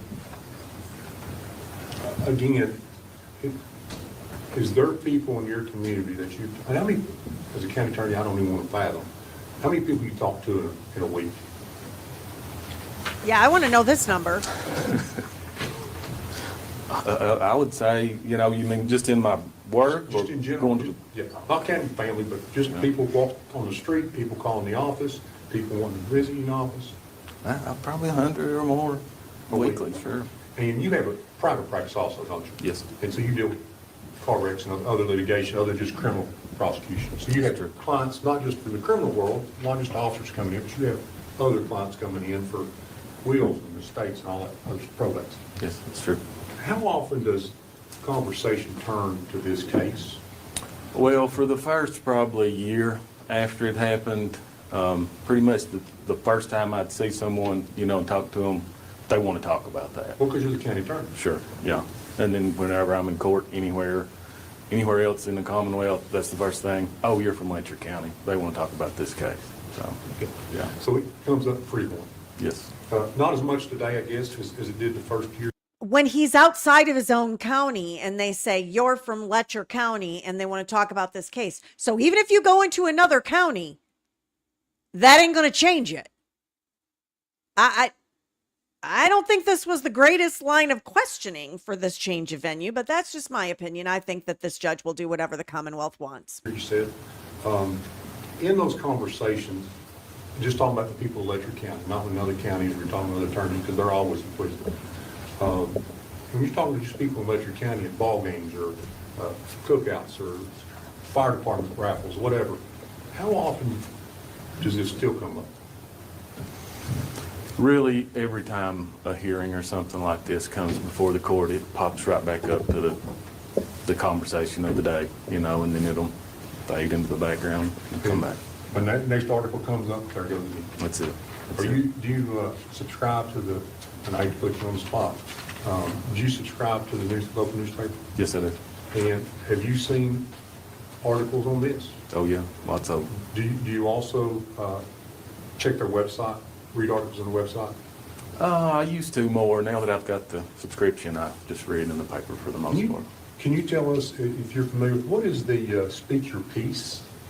It is a sort of it's really cool, but it's a local opinion thing. Anyone, anywhere can call in and leave a message, and they'll publish it in the newspaper. Yeah, And then on the sounds like website- where I grew up. Posted in the newspaper. but publish it in the newspaper. It has a whole section. You Yeah. can call in anonymously, Yes. leave a voicemail, and publish it in the newspaper. Correct. And in regards to online. Welcome, you can 1989. actually make comments to that, can't you? Have you seen that? Are you aware of that? No, I've never seen Speak Your Piece online. Okay, fair enough, and I want to ask you more on that one.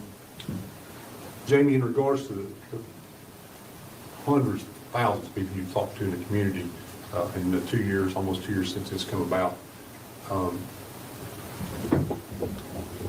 what do you think the percentages are of people that have made their mind up or have very strong opinions one way or the other? I couldn't say a percentage, Mr. Steele. It just seems like there's a very strong Team Mickey, and there's a very strong Team Judge Mullins.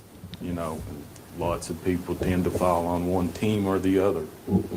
Sir, you clearly didn't follow the Karen Reed trial, season 1 and season 2, because there could not be a more divided group of individuals that resided in the same county.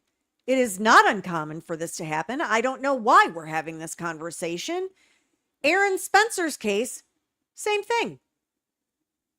It's really not uncommon. You need to overcome that.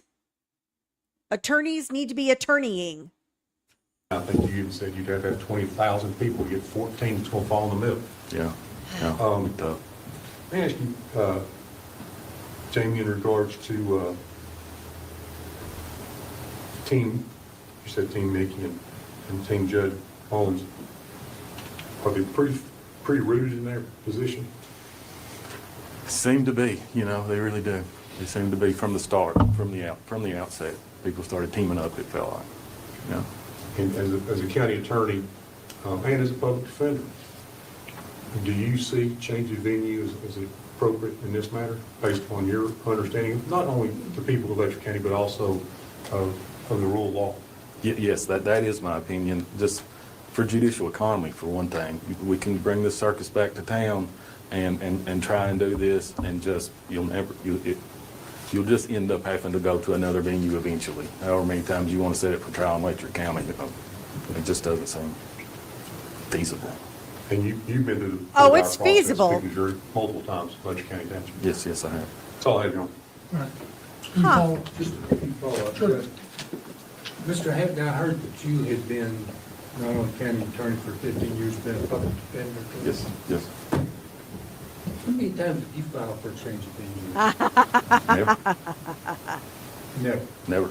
So you didn't have any high-profile cases or any cases you ever worried about? Nothing like this. Nothing like this. All right. Not even close. And how many times have you ever seen that the Commonwealth filed for a change of venue? It's the first time I've seen it.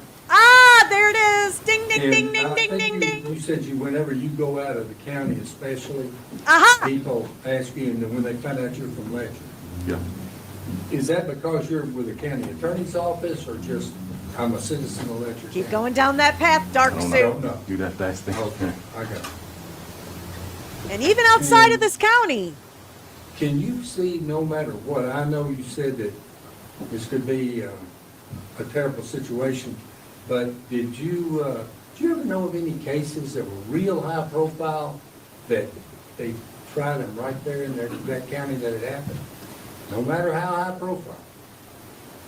I would imagine this is the highest profile case in the history of our little county. Yes, but I'm just saying high profile cases. Did you ever hear of that case in Pulaski County where the sheriff got assassinated? No? Okay. Withdraw. That's fine. Oh, I want to know about it now. That's all. That's all. Need to go down the path. Thank you, sir. Your Oh, release. dark suit. May I look? Thank you, Your Honor. Judge, if you'll permit me, I'd like to call out the name of just one more person, make sure they're not here. And that would be Mr. Matthew Butler. Is Matthew Not the butler. in the courtroom? Could we approach a bench on that matter? Oh, we're side noting. Let me, I'm going to pause this and I'm just going to zippity-doo-dah to see if there's much of anything else. I don't think there is. It looks like they kind of depart here. Oh, what's this blonde got to say? She looks like a woman of purpose. Let's see. Does she say no? No, I think that is likely the end of it. Oh no, we've got some arguing that's being done by Dark Suit again. Let me get us to where that is.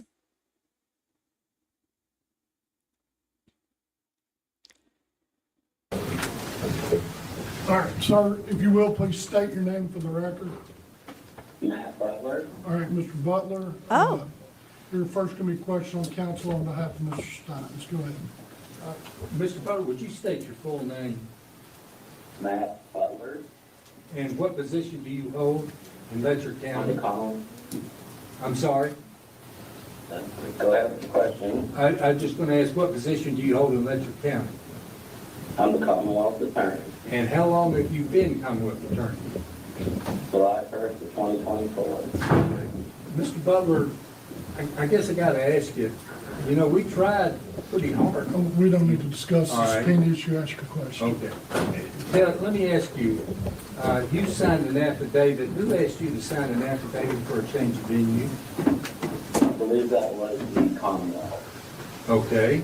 And how many changes of venue, as you as a prosecutor, have you asked for? None. So you don't have, as you sit here today, you don't have any issue with the, I guess, fairness or the ability to trust the Letcher County juries, do you? I don't understand the question. Well, do you have, as you sit here today, do you have any trouble in relying on the truthfulness and the fairness of the Letcher County jurors? Good The question. question of whether or not Mr. Stines can receive a fair trial and whether the Commonwealth can have a fair trial is based specifically on that case. It is a case-by-case approach. If there were a case where a defendant could not have a fair trial and the defense wanted to move it, I would not object to that. If the Commonwealth could not receive a fair trial in a case, I would move to change venue on behalf of the Commonwealth. But it's a case-by-case approach. This case is unlike any other that happened, to my knowledge, ever in Letcher Circuit Court, but certainly in the time that I've been the Commonwealth attorney. All right. Can you tell me what exactly is a fair trial for the Commonwealth? A fair trial for the Commonwealth would be one where the Commonwealth feels like they have just as much of a shot of getting an unbiased jury as the defense does. Okay. And if the jurors could said that they could follow. This is the problem I have with this. I think this is the crux of the issue. Like I say, this dude's going to change venue anyway. I don't have a lot of faith in him being unbiased. I don't know why. It's just a vibe that I'm getting from him. I probably shouldn't throw so much shade, but that's just how I'm feeling. But I think they're both at an equal disadvantage. So I'm not understanding why this venue change. They're all talking about this is the biggest thing in this county. Well, guess what? It also means that all of the surrounding counties and other places in the same state, they don't know the same stuff. Les dude just talked about it, that I'll be outside the county and they'll find out I'm from Letcher County and immediately they ask me about this case. Exactly. Exactly. The judge's instructions and follow the law, would there be any problem with that jury? You're asking about whether or not that could happen at the time you're taking a jury in Letcher County. And my affidavit supports my opinion that you couldn't even get to that place. That there is no way to seat a jury in Letcher County, Kentucky on this matter. Is that Wow. based on your personal talking with people or just on like the coverage? I live in Letcher County, and I've seen the concerted effort by you, your investigator, and others to paint the jury pool, and I feel that it is extremely unfair, that you have taken great steps to imply that there's some sort of conspiracy that there's not, and the Letcher County jury could not see this matter. Also, the victim, the murder victim, was an elected official, and the sheriff was an elected official. Okay. Now, So? let me ask you something. You didn't, Mr. Steele is the prosecutor in this case. Did you just voluntarily withdraw to get off this case? Within about an hour of finding out that your client had killed our district judge, I had spoken with the Attorney General's office, and they had reached the same obvious conclusion that I was, that it would be better for a prosecutor from outside of Letcher County to sit in this matter. All right. Can I just have a moment? Sure. One This second, guy, please, sir. wow. He's a lot. Oh, the butler has a lot to say, doesn't he? I'm back.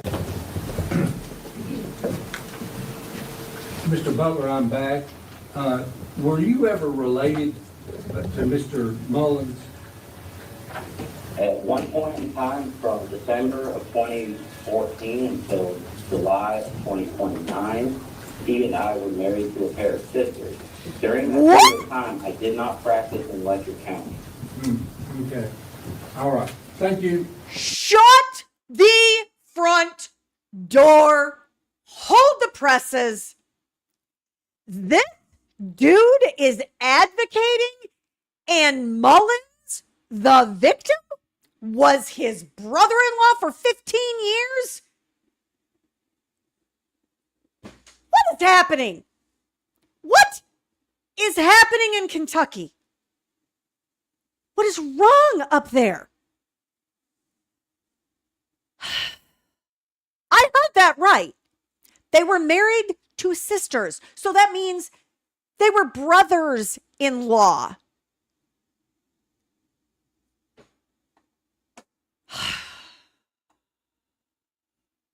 Kentucky, you gotta do better. You're starting to turn into Massachusetts on me. Mr. Steele. No questions, Your Honor. All right, Mr. Butler, thank you for your cooperation. Thank you, Judge Butler.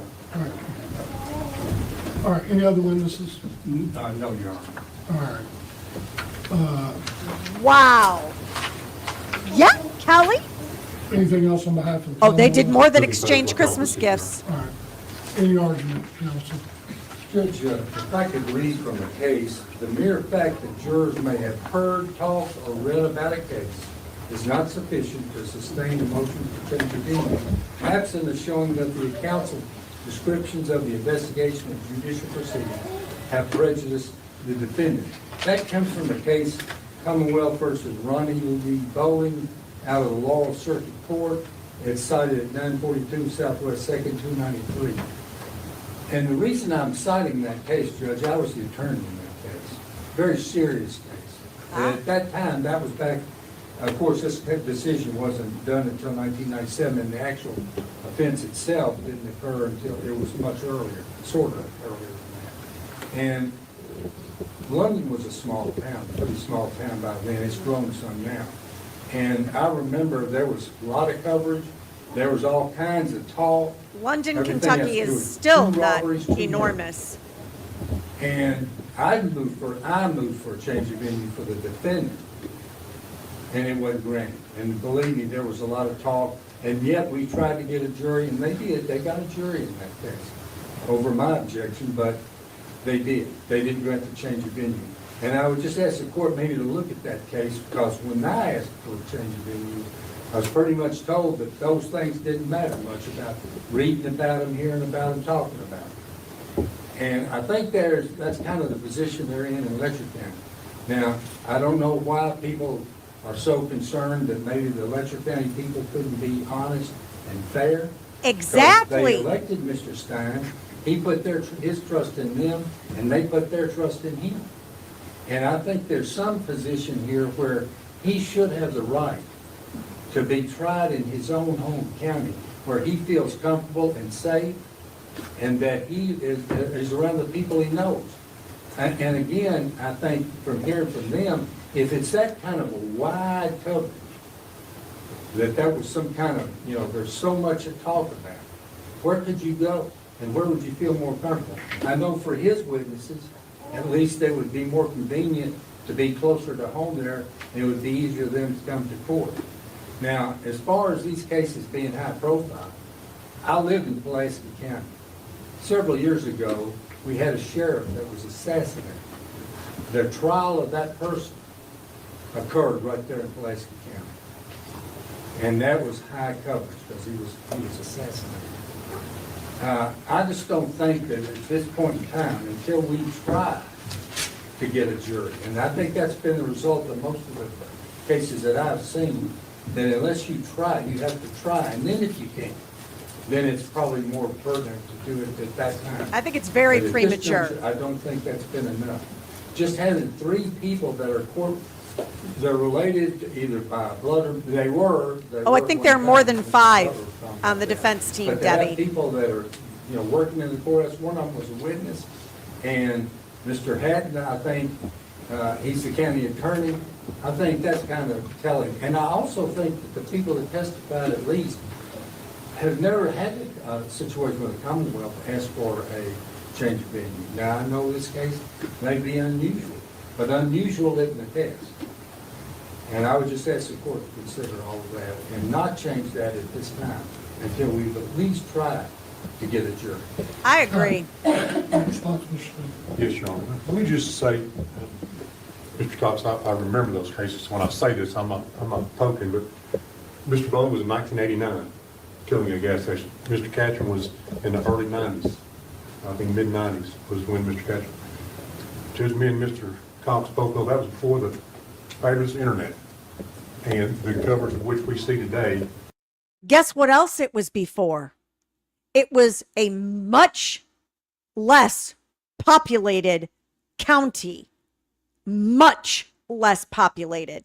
So while there was no internet coverage at that time, there was the old telephone. And let's talk about the newspaper where you can blab about whatever you want and when you call in and leave a message on the machine and then they publish it. This might be the weakest freaking argument I've ever heard a prosecuting attorney make. What are you doing? Sir, sit down. Sit down. This is not a good argument. All those years ago, you had way less people. So it was a smaller pool. Doof. From bloggers and YouTube, whatever. Yeah, really much yeah. different reality. Of what we're YouTube, dealing with whatever. today.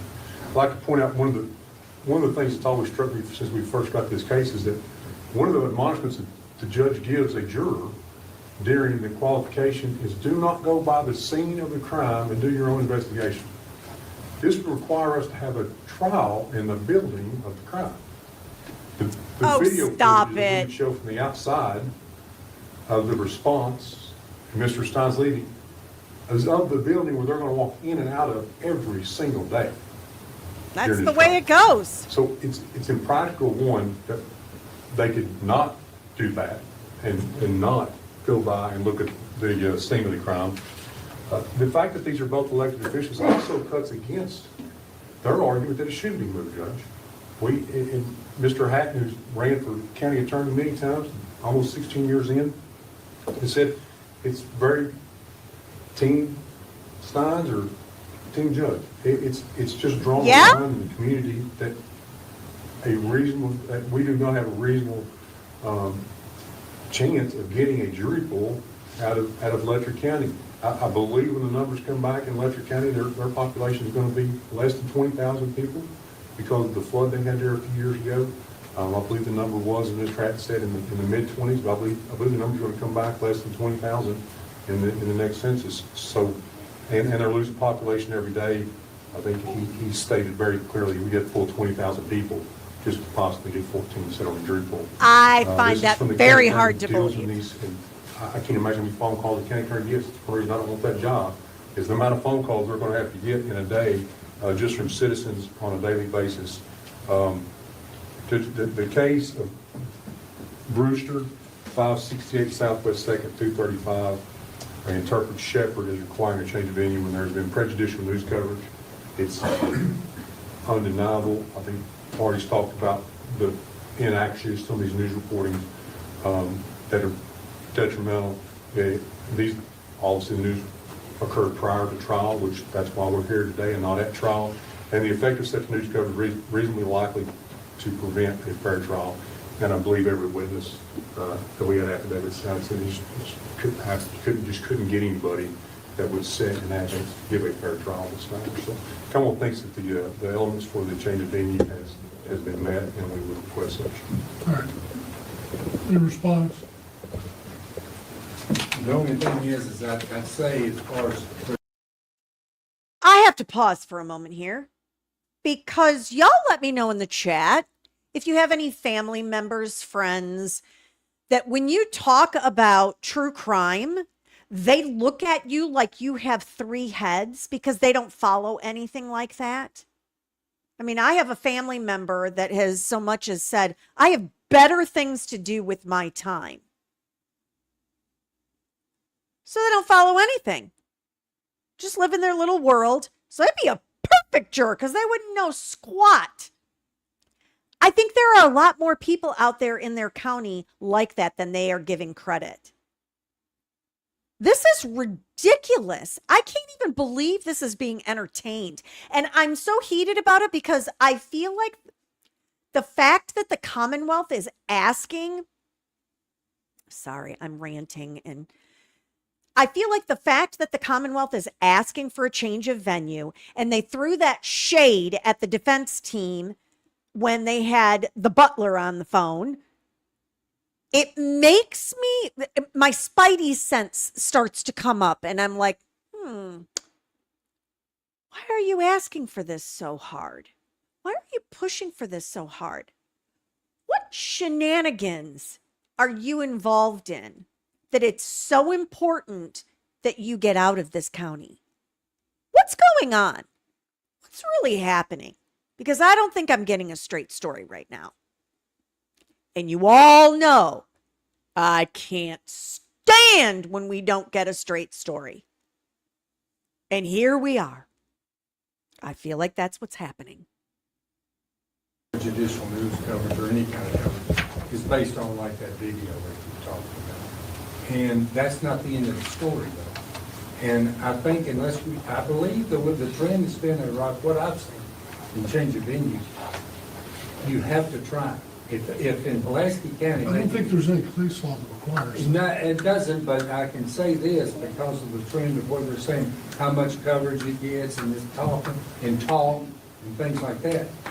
They sure got one in Pulaski, and that was an assassination of a sheriff. And what year was that? That was probably, and he may be right, midnights, I can't remember exactly. I think it was 94. But I think I agree, that was pre-internet.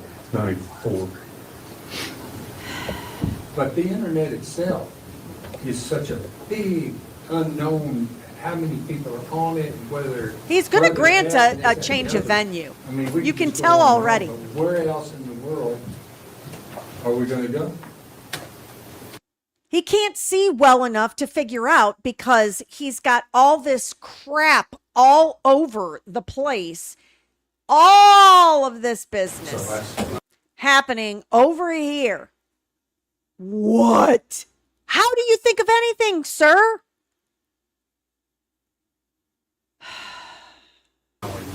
Well, that'll be, if I do grant the petition, that'll be the court's decision. First of all, there's been line of questioning. I don't think anybody's trying to question the honesty or fairness of the people of Letcher County. Sounds like it. This is a unique situation, to say the least. I am, at the request of defense counsel, going to review the case law that they've brought up today and cited. But I can tell you the court is Going to grant the going to change be of hard venue. pressed not to grant this petition for change of venue. Didn't I call it? cannot fathom the thought of reasonably being able to obtain a jury in Letcher County with the amount of coverage. I do believe the county attorney said, and I'd already kind of thought of that analogy, it seems very clear that you've got a very divisive situation where you have Team Stines and Team Mullins, and these are some retractable, irretractable positions that would make picking a jury in Letcher County all but impossible. But I'm going to withhold ruling. I'll issue a written ruling after reviewing the case law cited by the defense, as well as the Commonwealth. It's getting a change of venue. He's not keeping it. Anything else we need to address today? Yes, Your Honor. Okay. Your Honor, as to the second phase of that equation, Your Honor, of course, we would maintain our objection to their motion. But in the event the court grants the motion, Your Honor, then I believe the parties should have an opportunity to address, I think the statute talks about the preference being adjoining counties, first within Right. the circuit, and then, Your Honor, so. You're gonna have to go on the other side of the state. Obviously, but I do believe that the statute would require that we do have input as to the locale and be able to present evidence to the proposed location. Your Honor. Well, and if I do grant the petition for change of venue, we can, I'll allow filings and requests and anything you'll wish to be heard on a potential location. Yes, Your Honor, I just would. I don't think, but like I said, it's not going to head to an adjacent county. I mean, realistically, if the court does grant the petition, I think we're going to need to be far away enough where the direct media coverage is not as focused as it's been in this part of the state. So, Your Honor, as to Oh, sir, you may not have noticed, but in the lower corner for your pool camera feed is from Court TV, which is also part of Law and Crime now. And maybe you didn't get the memo, but it goes worldwide because it's on that thing called the World Wide Web. I don't understand. If they try to do some crazy shenanigans in court like they did down in Texas with Carmelo Anthony, I'm going to be really torqued because I have issues with how the whole Carmelo Anthony case went down. We'll get to that. Let's finish listening to Your Honor.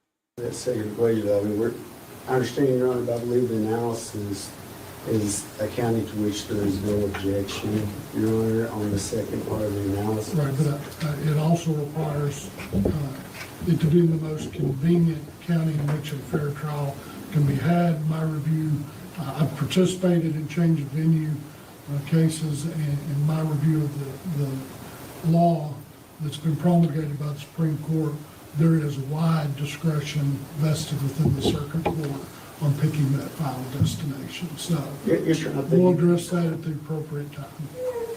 All right, anything else today? Looking for the call, Your Honor. Mr. Bartley, anything else on behalf of Mr. Stines?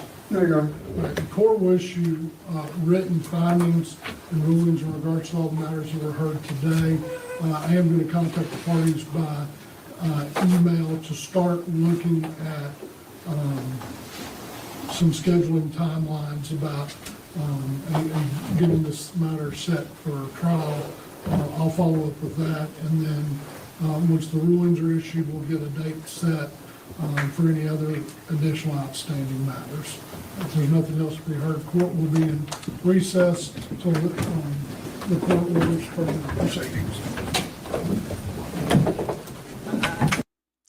Okay. I got lots to say about several different things, so I'm not done. We're done with this, and this is a case I kind of sort of had on my radar, but I wasn't like really closely following it.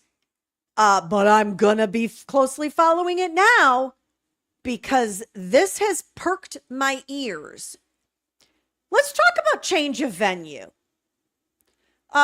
Do y'all remember a case out of Tennessee that they wrongly convicted a young man by the name of Zachary Adams? Don't know if y'all remember that. That was a change of venue case. A lot of good that did. This concerns me on a lot of levels, and I starred a comment here that Ann made because I wanted to make sure that I talked about this. There's lots of talk of a trafficking ring involving the court cops and jails in Letcher. So, I believe the issue at hand is there is so much corruption in all of this business with all the people that work in the courthouses or courthouse, work for the sheriff's department, and sit on the bench. And the reason I say that is because of how we started tonight's live stream with the document that we reviewed that I believe started all of this. I believe Judge Mullins was absolutely allowing his chambers to be used for sexual favors in light of lighter sentences, not having to be incarcerated, being able to be on house arrest. I think he was very cavalier with his power. So I absolutely believe what Ann is saying here, that there are issues. And that's going to be another reason that we follow this case closely, because you know how I feel about this. Hey, Hope, I'm sorry that your arthritis is bothering you. Dadgum arthritis, kick it to the curb. We hate that.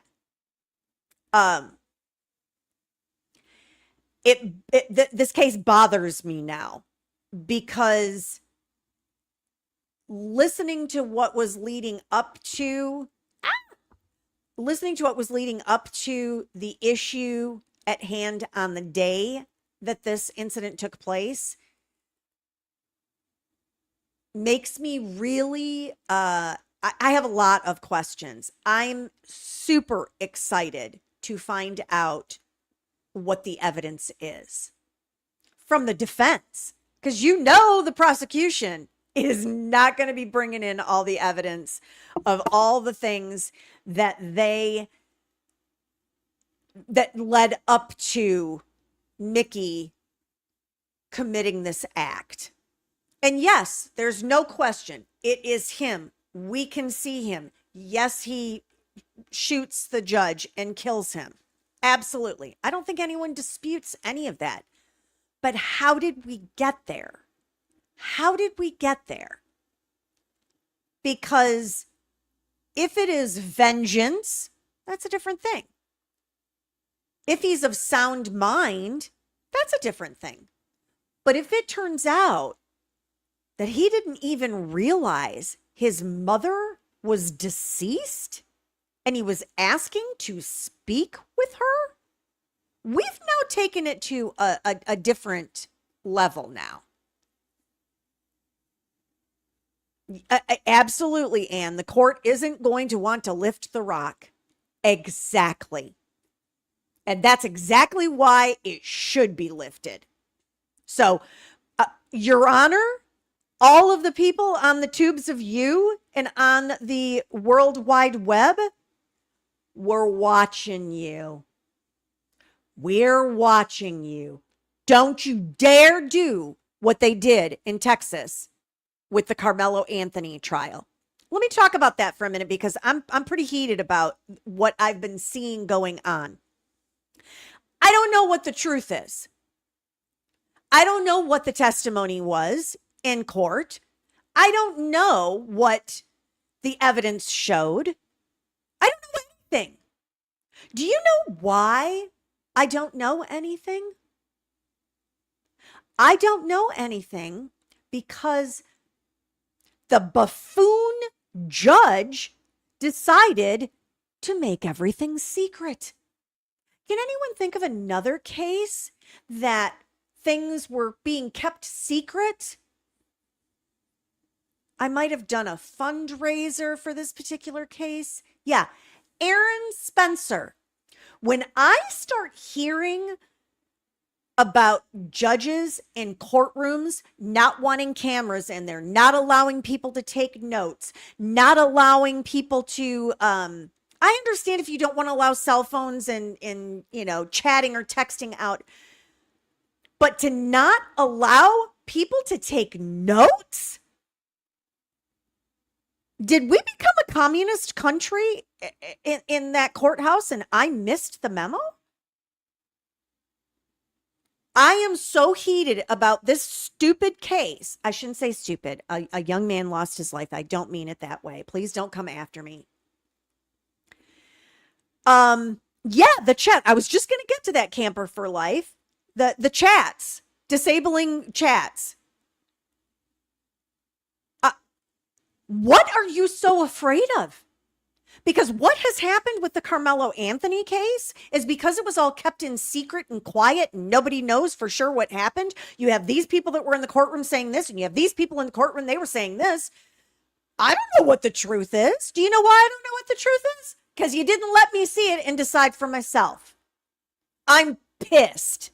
I am so pissed about the Carmelo Anthony case because now you've got all these groups of people. They're still arguing and carrying on because unless you were sitting in there, you have no idea what actually went down.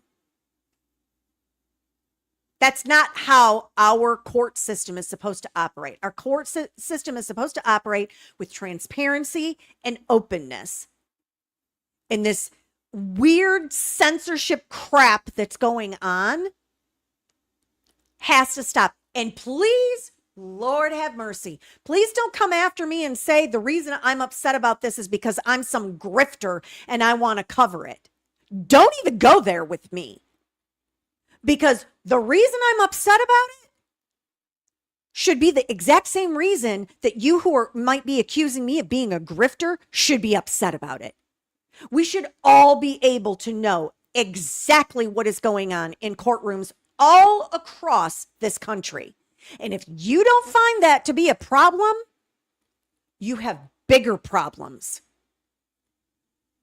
Exactly, Kelly. Yes, race riots in the courthouse parking lot. Yep. Yeah, because of all the secrets. Cut it out. Stop it. I am sick of it. And it seems like it's ramping up. So I don't know what we need to do as a community to ensure this bovine scatology stops, but it's got to stop. It has to stop. Look at what happened with Aaron Spencer. Look what happened. After all of that, dismissed, as it should have been. And I truly believe the only reason that was dismissed is because there was so much publicity, attention, and support for Aaron Spencer. So I guess in that regard, I'm happy that I could have been a teeny tiny part of trying to push for change with that because we as a community can make change happen. But I tell you, I am scared. I'm worried about the transparency of our judicial system. And I'm going to keep on shedding a light on it, and I'm going to keep on talking about it. And I hope everybody that ever watches my channel also does the same, because we cannot allow our judicial system to operate in secrecy. That's not what the intent was. It should be open for anyone to come in and watch. If you want some parameters, I get that. But this is a different age. You're going to have to get your act together. And when it's so racially charged, why would you feed into that? What is your motivation to feed into that? And I don't care, Republican, Democrat, Independent, what? I don't even care. Because stupid is stupid, regardless, and stupid actions are stupid actions, regardless of what political affiliation you have. So I don't even care about that with these judges. I don't care what your political affiliation is. Get your head out of your butt. How about there? We'll start with that. Sorry. I have been just internally raging about the Carmelo Anthony case since yesterday. I apologize for my rant, but we have to make sure we do better. We have to make sure we are shining a light on not just the judicial system, but our law enforcement too. If we feel our law enforcement is doing things that are underhanded or shady or inappropriate, it needs to be brought to light. So anyway, now that I've ranted about all of that, I would have liked to have covered that case, to be perfectly honest, because it seemed rather compelling. We'll never know. I'm not going to pay several hundred, possibly thousands of dollars to get the transcript and read it. That's not going to happen. Speaking of which, before I forget, thank you so much to Seeking Justice. Seeking Justice has a Discord, and a majority of the documents that I present on our channel come from Seeking Justice and their Discord. I very much appreciate the fact that they have so much information out there. They do a wonderful job, and I want to make sure that I give a shout out to them. I may end up putting a link, if I can figure out how to do that, in the details of this particular live stream. So thank you so much for all the work that you do. It is very, very, very much appreciated, especially for content creators like me. So let's talk about some scheduling. I am considering covering the John Paul Miller case, to do possibly a deep dive on that in the coming weeks. I'm also trying to get information on Corey Richin's criminal case. I'm having a difficult time getting any of the court documents or anything. Another case I think I may end up trying to do a deep dive on here, because it seems like there are several parties involved in it, is the Kansas murdered moms. I think that is still an ongoing case. I may do a deep dive on that in the coming weeks as well. And let me check my docket, because I feel like I have, oh, for heaven's sake, I'm just dropping stuff everywhere. I feel like we're getting closer to some cases that may be getting ready to go to trial. Let's take a peek. Oh, and I see my docket here. Friday, Lake and Snelling has a status hearing, And then next week, Joseph Duggar, there is a no contact motion hearing that's going to take place.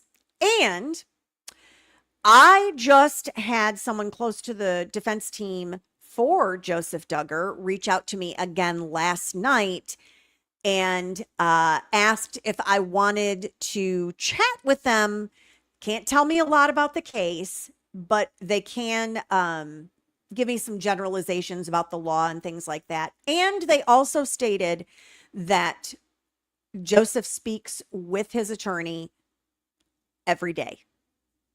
So I know there are strong feelings about Joseph Duggar, and I am staying out of the Arkansas case entirely. I am strictly talking about the case in Panama City Beach. There is a David hearing next week. Michael McKee in the Tepe murders, there's a hearing next week. Shayna Gardner has a hearing next week. And the week after that is Antonio Brown and Barry Morphew. So we've got some things coming up. John Paul Miller, there is a hearing the beginning of July. And, y'all are going to want to know this.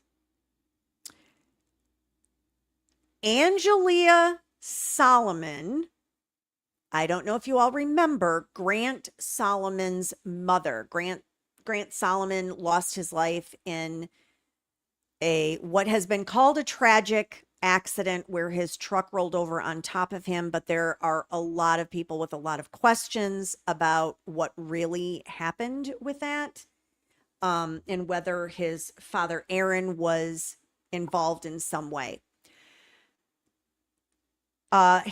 Grant Solomon's mother is going to be going on trial in January of 27 for the hit that she put out on Aaron's life.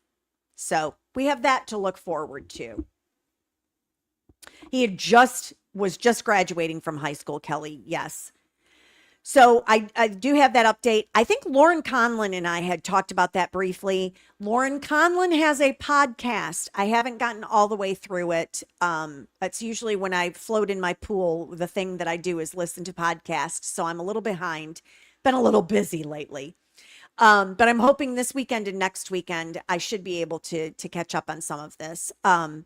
She has a fantastic podcast that goes into a lot more detail on Grant Solomon's death. I highly recommend it if you have not already listened to it. Yep, Camper for Life is telling us great podcast. Yes, it is.